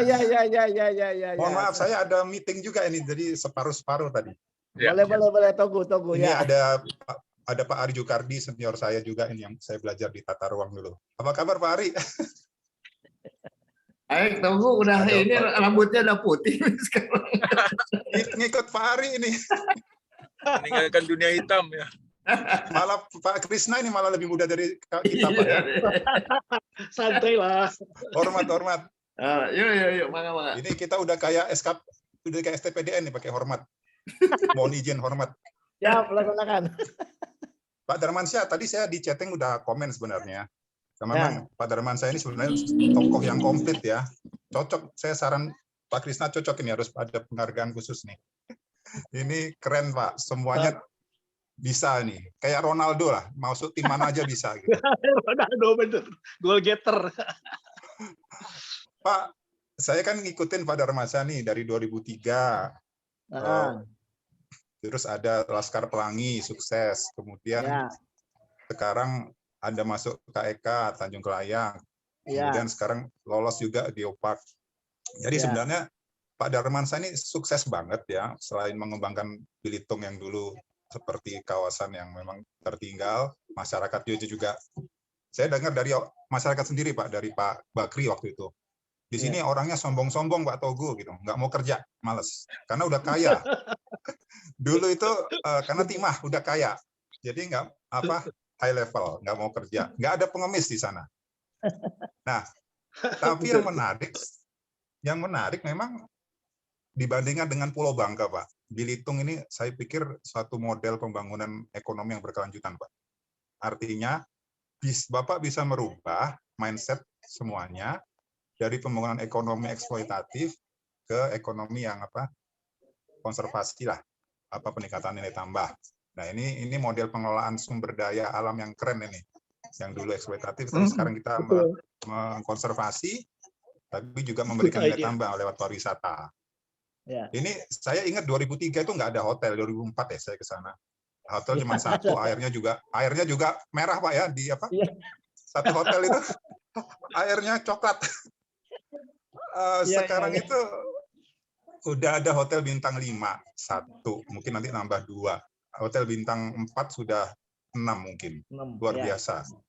Nah, itu kan dari pariwisata. Pariwisata juga jalan-jalan banyak, hotel-hotel banyak. Artinya juga ekonomi dirasakan masyarakat lah, timbang dulu tambang. Jadi udah clear, terbukti Pak. Ini contoh yang bagus, mungkin harus ditiru. Tapi mungkin pertanyaan saya, Bapak mulai dari mana dulu Pak ya, stepnya sehingga bisa merubah mindset pembangunan ekonomi yang eksploitatif ke yang berkelanjutan. Ya, bagus. Ya, itu Pak. Ya. Baik, makasih Bung Togu. Jadi mulainya dari ilmunya Pak Krishna itu. Krishna, iya betul. Jadi dulu kan kita diajarin beliau ini bagaimana menyusun Renstra, Pak. Zaman orang belum kenal Renstra itu, kita dulu ada proyek namanya dari Bapak itu SUDAP, Strategic Urban Development Action Plan. Iya, SUDAP. Nah, itu rintisan bagaimana kita ngajarin kota-kota Jawa Tengah ya Pak Kris ya. Iya, betul. Renstra. Ya. Apa itu yang namanya visi, misi, itu kita ajarkan dulu. Masih ingat ya Pak? Tapi banyak daerah punya Renstra cuma kertas Pak. Nah, karena itu tadi Renstra itu di kertas, kenapa? Yang eksekusinya nggak ngerti mengeksekusikan kertas itu. Jadi tadi saya sampaikan Pak ya, 2004 saya jadi bupati. Saya tetapkan pariwisata itu dalam Renstra saya nomor 1. Pada saat orang bilang, Pak Darman mau jual pantai. Di mana-mana banyak pantai itu. Pak Darman mau jualan tarian. Tarian kita buruk Pak. Diketawain orang. Oh gitu ya. Begitu Pak. Gitulah dulu. 2004 itu Pak. Jauh sebelum Laskar Pelangi itu booming. Ya, 2007 ya. Ya, 2007 Laskar Pelangi. Jadi saya bilang tadi, jadi antara saya harus akui juga itu sebagai suatu yang sangat mendorong promosi Belitung ke depan. Tetapi persiapan itu kan kita mulainya dari 2004 itu. Kita sudah cantumkan itu sebagai Renstra kita, Pak. 3 sektor strategis itu. Pariwisata, perikanan kelautan, dan perhubungan. Kenapa perhubungan? Ya, karena saya anggap aksesibilitas penting. Siapa mau datang ke sana kalau bandara kita tidak bisa didarati pesawat badan lebar? Siapa mau ke sana kalau pelabuhan kita harus turun di tengah laut seperti zaman saya dulu turun dari kapal pelni itu di tengah laut turun ke kapal nelayan, bayangkan, ya kan? Nah itu saya mulai benahin itu 3 itu aja dulu kita benahin. Di samping tadi itu pelayanan dasar ya tadi sudah saya ceritakan. Itu wajib itu kesehatan dan fisik dulu Pak ya. Pendidikan. Fisik dulu. Nah ini dulu nih, ini pariwisata itu. Nah, dilalahnya kata orang Jawa, ya kan, saya mendapat keuntungan juga.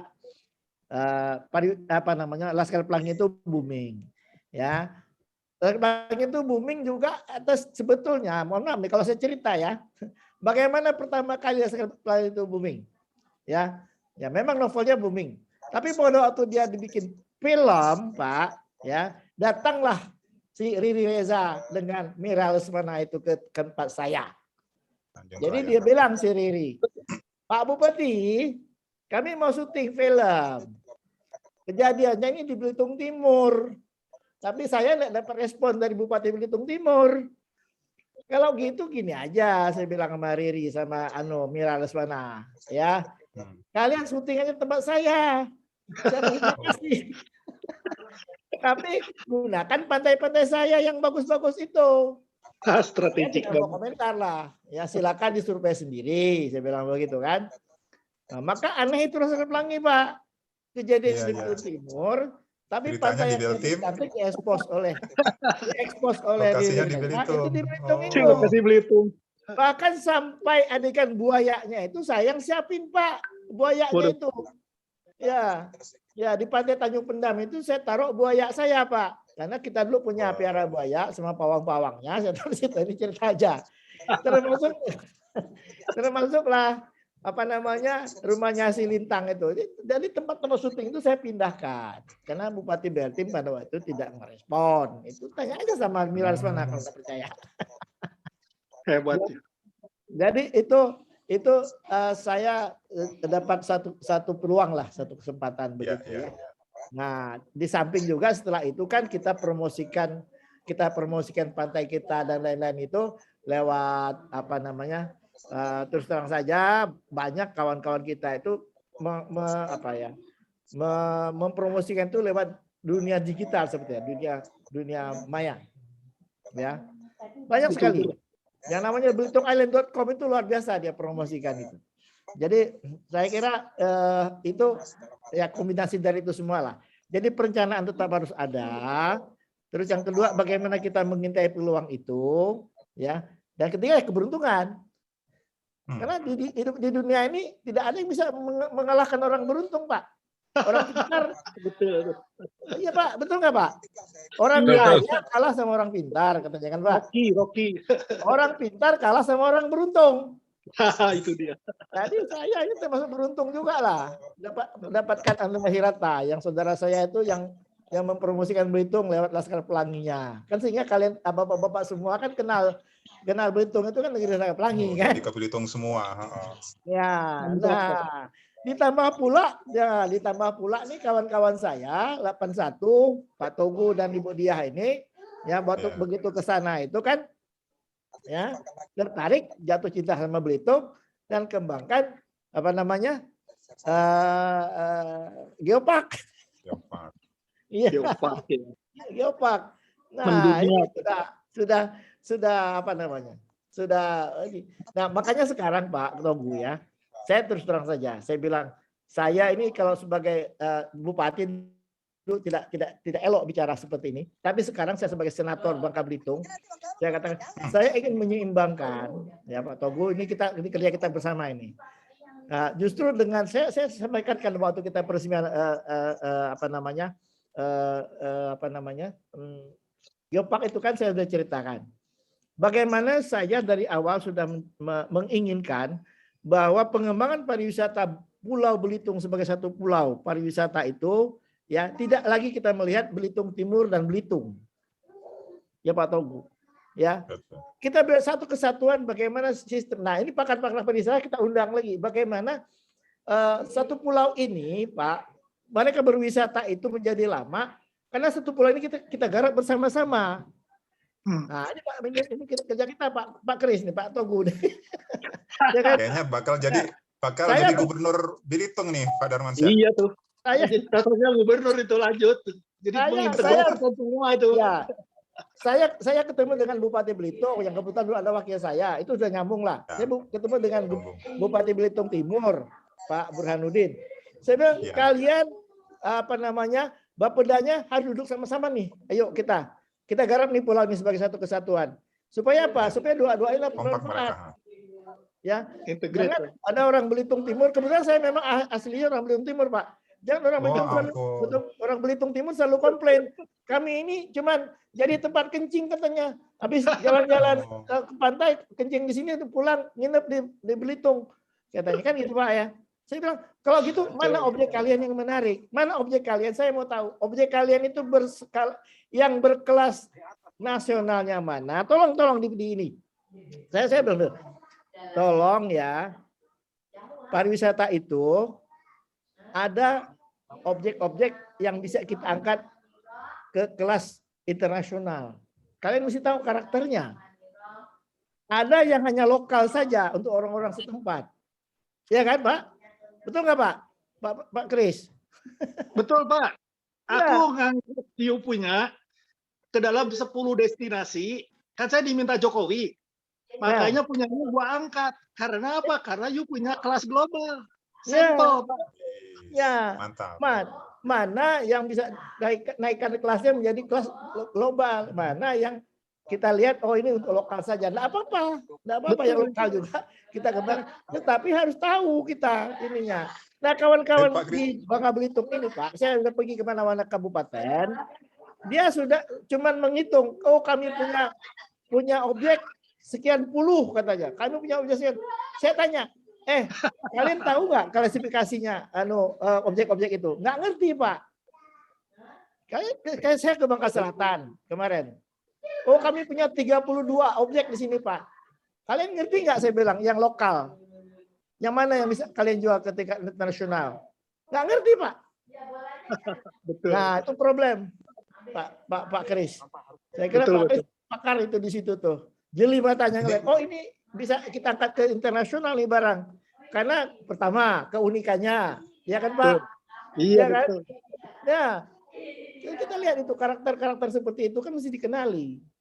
Ya, mereka mau jual, saya contoh nih, mereka mau jual air terjun secuil, nggak ada yang laku, Pak.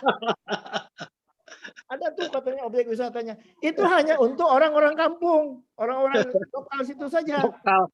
Iya, tetapi kalau di situ ya ada suatu habitat yang unik, tidak ada di tempat lain, itu bisa kita bilang, itu bisa kita angkat ke internasional. Kan, Ini ya. izin Pak Darmansyah. Ya. Saya tambahkan, Pak. Mungkin yang Pak Krisna juga sampaikan tadi, Pak. Ini kita udah punya destinasi internasional. Ya. Ya kan? Bapak udah masuk DPP internasional. Nah, tapi sekarang ternyata gubernurnya nggak paham, Pak. Mestinya Pak Darmansyah jadi gubernur yang sekarang. Jadi gini, Pak. Lucu, Pak. Saya lapor nih Pak Darmansyah sebagai Senat Babel.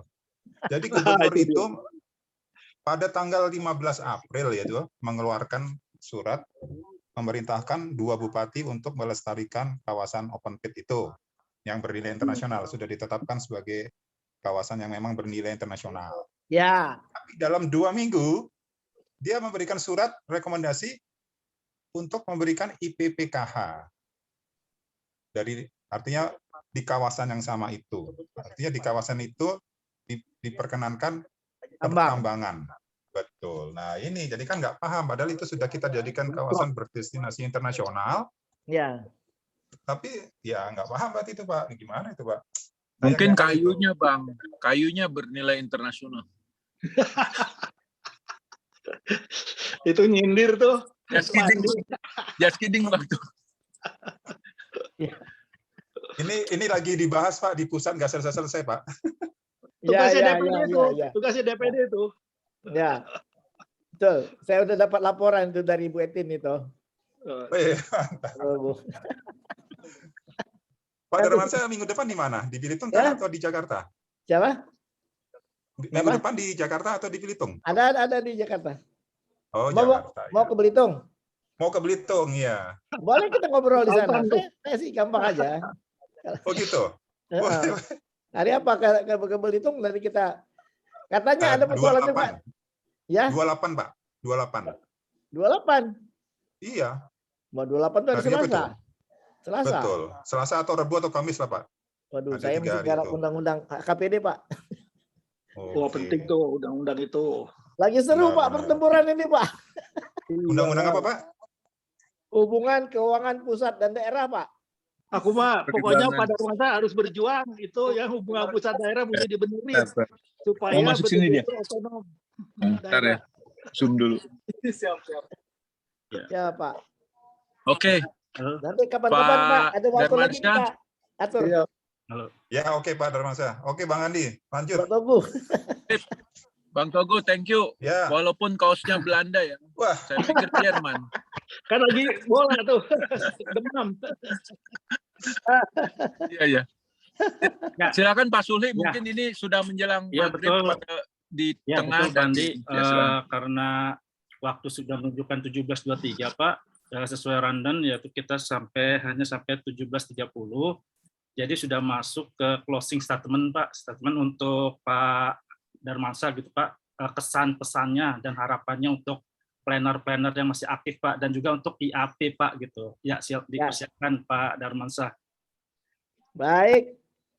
Saya ingat, mungkin Pak Krisna ingat, ya, teman-teman senior lainnya ingatlah. Salah satu rektor ITB yang legendaris itu, mungkin Arjun lebih kenal lagi ini, adalah Pak Profesor Dodi Tisna Amijaya, almarhum ya, sangat saya hormati beliau. Beliau mengatakan bicara soal lulusan ITB, ya, dia bilang di mana-mana pun di dunia ini tidak pernah ada sebuah institusi pendidikan yang mendidik orangnya siap kerja. Ya, yang kita didik adalah orang yang siap untuk belajar lagi. Itulah pesan almarhum Pak Dodi Tisna Amijaya. Jadi kawan-kawan, tapi dengan satu keyakinan pada saat kita belajar lagi setelah kita menjadi alumni sebuah perguruan tinggi apalagi ITB yang ternama itu, maka kita harus dengan keyakinan penuh bahwa otak kita itu telah diisi oleh para dosen kita dengan sistematika berpikir yang benar. Sistematika berpikir yang sudah siap untuk ya diisi dengan bermacam problematika, bermacam-macam persoalan, dan kita harus belajar lagi. Ya, itu pesan saya kepada adik-adik kita, dan dengan keyakinan penuh bahwa kita itu belum pintar betul. Dengan keyakinan penuh juga, dengan keyakinan penuh juga bahwa kita itu ya sudah punya sesuatu yang kuat. Ya, yang kuat. Basic kita itu sudah kuat untuk berkembang dalam pola-pola yang apalagi seorang planner, ya. Pola-pola berpikir yang ditanamkan oleh dosen-dosen kita itu pola berpikir yang komprehensif itu dijiwai, ya, dijiwai. Ya. Bukan cuma dihafalkan. Ya Pak Tris. Darwaza jiwa muda. Kalau cuma dihafalkan, ya itu cuma ingatnya diagram-diagram aja itu yang diajarkan Pak Kris itu. Tetapi kalau dijiwai, ketemu soal apa, langsung ngerti. Oh ini kaitannya begini, pak gitu. Ya kan? Ketemu soal apa, ketemu set. Oh ini. Jadi sudah built-in di situ cara berpikir komprehensif itu, gitu loh. Jadi ambil keputusan juga, ya ambil keputusan juga berpikirnya itu tidak piecemeal. Kalau itu kan saya paling senang dulu istilah piecemeal ini Pak Uton Rustan loh kita. Iya. Betul. Jangan berpikir piecemeal katanya Pak ya. Kita tuh berpikir sistem gitu ya. Jadi inilah saya kira kehebatan, keunggulan planner-planner kita ini kalau dia sudah menjiwai itu, ya, menginternalisasikan dirinya dengan pola-pola berpikir seperti itu. Jadi ini saja barangkali pesan saya terakhir kepada kawan-kawan juga dan kepada yang tua-tua juga ya kita memang sama seperti pesannya Pak Dodi tadi itu, ya belajar sampai mati, ya. Belajar sampai mati Pak ya. Betul, Pak. Ya, mana ada pensiunnya kita ini dalam hal profesi, tidak ada pensiunnya. Begitu kamu sudah pensiun, sudah berhenti berpikir, otaknya mulai pikun. Itu aja. Jangan sampai planner jangan sampai ada planner pikun ke depan ini. Saya kira demikian. Terima kasih. Assalamualaikum warahmatullahi wabarakatuh. Waalaikumsalam. Closing statement-nya sangat bermanfaat untuk kita. Terima kasih Pak. Terima kasih untuk Bapak Ibu yang udah hadir di Sabtu bareng bersama senior planner. Informasi saja Pak bahwa acara ini dari tim unit senior planner yaitu Mas kita bahwa kegiatan ini dilaksanakan setiap hari Sabtu Pak, setiap minggunya. Mungkin dengan tema yang berbeda dan dengan narasumber yang berbeda juga. Gitu. Saya mohon maaf karena memang keterbatasan waktu dan harus diakhiri, dan sebelum acara ini close, mungkin saya ada dari Pak Andi, ada closing. Pak Andi, silakan. Foto bersama udah Baik, ya? terima kasih Mas Sulhi. Sekali lagi Pak Darmansyah, atas nama organisasi, atas nama komunitas profesi perencanaan wilayah dan kota, dan para anggota kami yang tersebar di 31 provinsi Pak sekarang, plus 2 komisariat. Kami sangat beruntung hari ini bisa mendengarkan apa saja, ya, bukan hanya kontribusi Bapak, tapi juga bagaimana perjalanan karir Bapak yang multidimensional itu, sehingga bisa menjadi pembelajaran buat kami, generasi 90-an, 2000-an, dan seterusnya. Dan semoga ini tidak menutup tali silaturahmi kita, Pak, karena masih banyak perjuangan organisasi yang tentunya membutuhkan juga advice dan arahan dari Bapak. Atas nama organisasi juga kami ingin memberikan Pak nanti secara offline lifetime membership kepada Pak Darmansyah, dan nanti pada saatnya akan ada semacam rekognisi dari organisasi atas apa yang telah dilakukan dan Bapak capai selama ini. Sekali lagi terima kasih dari kami, Pak. Mohon maaf karena secara virtual kita tidak bisa bertemu langsung, tapi nanti mungkin kita cari waktu untuk menyampaikan secara langsung kepada Bapak. Dan terakhir Pak, foto bersama. Boleh foto bersama terakhir boleh, tapi ada titip pesan Pak, mungkin nanti ada seperti Lawyers Club Pak, ILC, kami mengumpulkan para senior yang sudah kami dapatkan berbagai bahan. Kita mungkin ada satu sesi Pak untuk membahas profesi ini dan juga sebenarnya kedepannya seperti apa. Karena sekali lagi perdebatan memang banyak, ada yang cenderung kita ke teknik, rekayasa, fisik dan seterusnya, tapi juga ada kebutuhan untuk kita bisa menyampaikan ke regulasi gitu ya.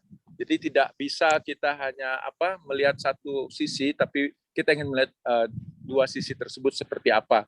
Mudah-mudahan waktunya akan segera kita tentukan Pak, mengingat PPKM sudah terus menurun. Saya rasa itu, saya kembalikan ke Mas Alim untuk foto bersama. Sekali lagi terima kasih para senior yang hadir, ada Bu Reni juga saya lihat, Pak Ari yang selalu datang, Bang Jilal, Pak Krisna yang selalu hadir. Semoga makin banyak lagi para senior yang bisa kita dapatkan ilmunya, karena memang tugas IAP lah untuk mengangkat profil senior tersebut dan apa kontribusinya. Kita tidak kalah dengan arsitek, kita tidak kalah dengan dokter, tetapi hanya informasi yang kita broadcast lah, kemudian orang-orang tahu siapa itu planner dan apa peran planner kepada pembangunan. Saya rasa saya tutup demikian. Sekali lagi terima kasih Pak Darmansyah. Assalamualaikum warahmatullahi wabarakatuh. Waalaikumsalam warahmatullahi wabarakatuh. Foto bersama, silakan Pak Mas Miftah. Iya, mungkin dari Mbak Aya bisa ini screenshot kita foto bersama. Mbak Aya. Pakai laptop ya. Sudah? Juharman. Oh, iya. 1, 2, 3. Sekali lagi Pak. Sekali lagi. Baru satu.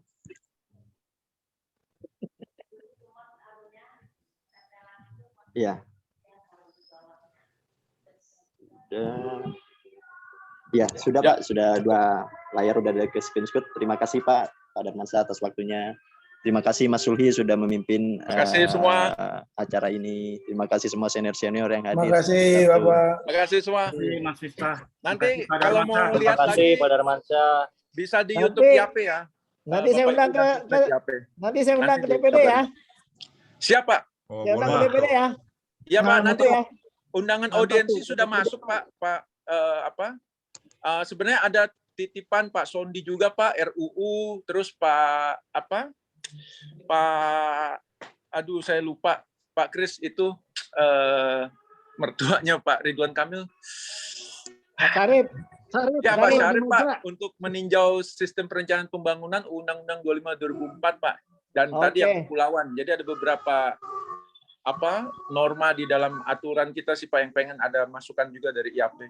Oh, Kalau bagus, boleh bagus. nanti bisa lewat Bapak dulu untuk kita fine tuning dulu Pak, kira-kira apa diskurs di sana dan apa yang kami sudah siapkan gitu Pak, supaya Oke. tidak terlalu banyak gap. Ya Pak.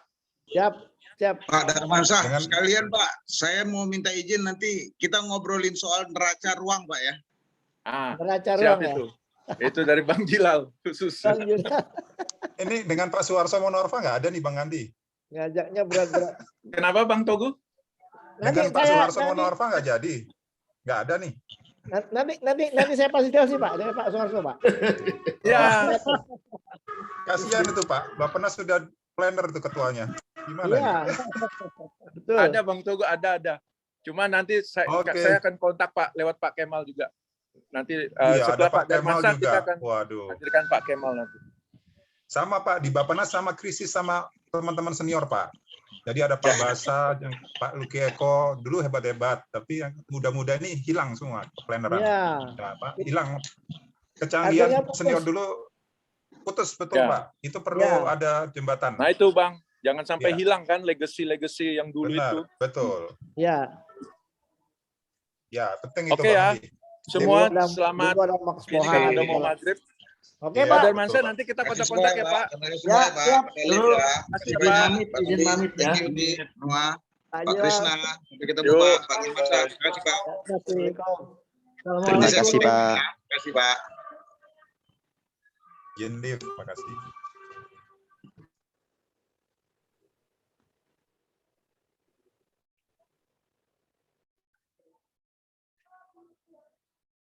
Izin lab ya.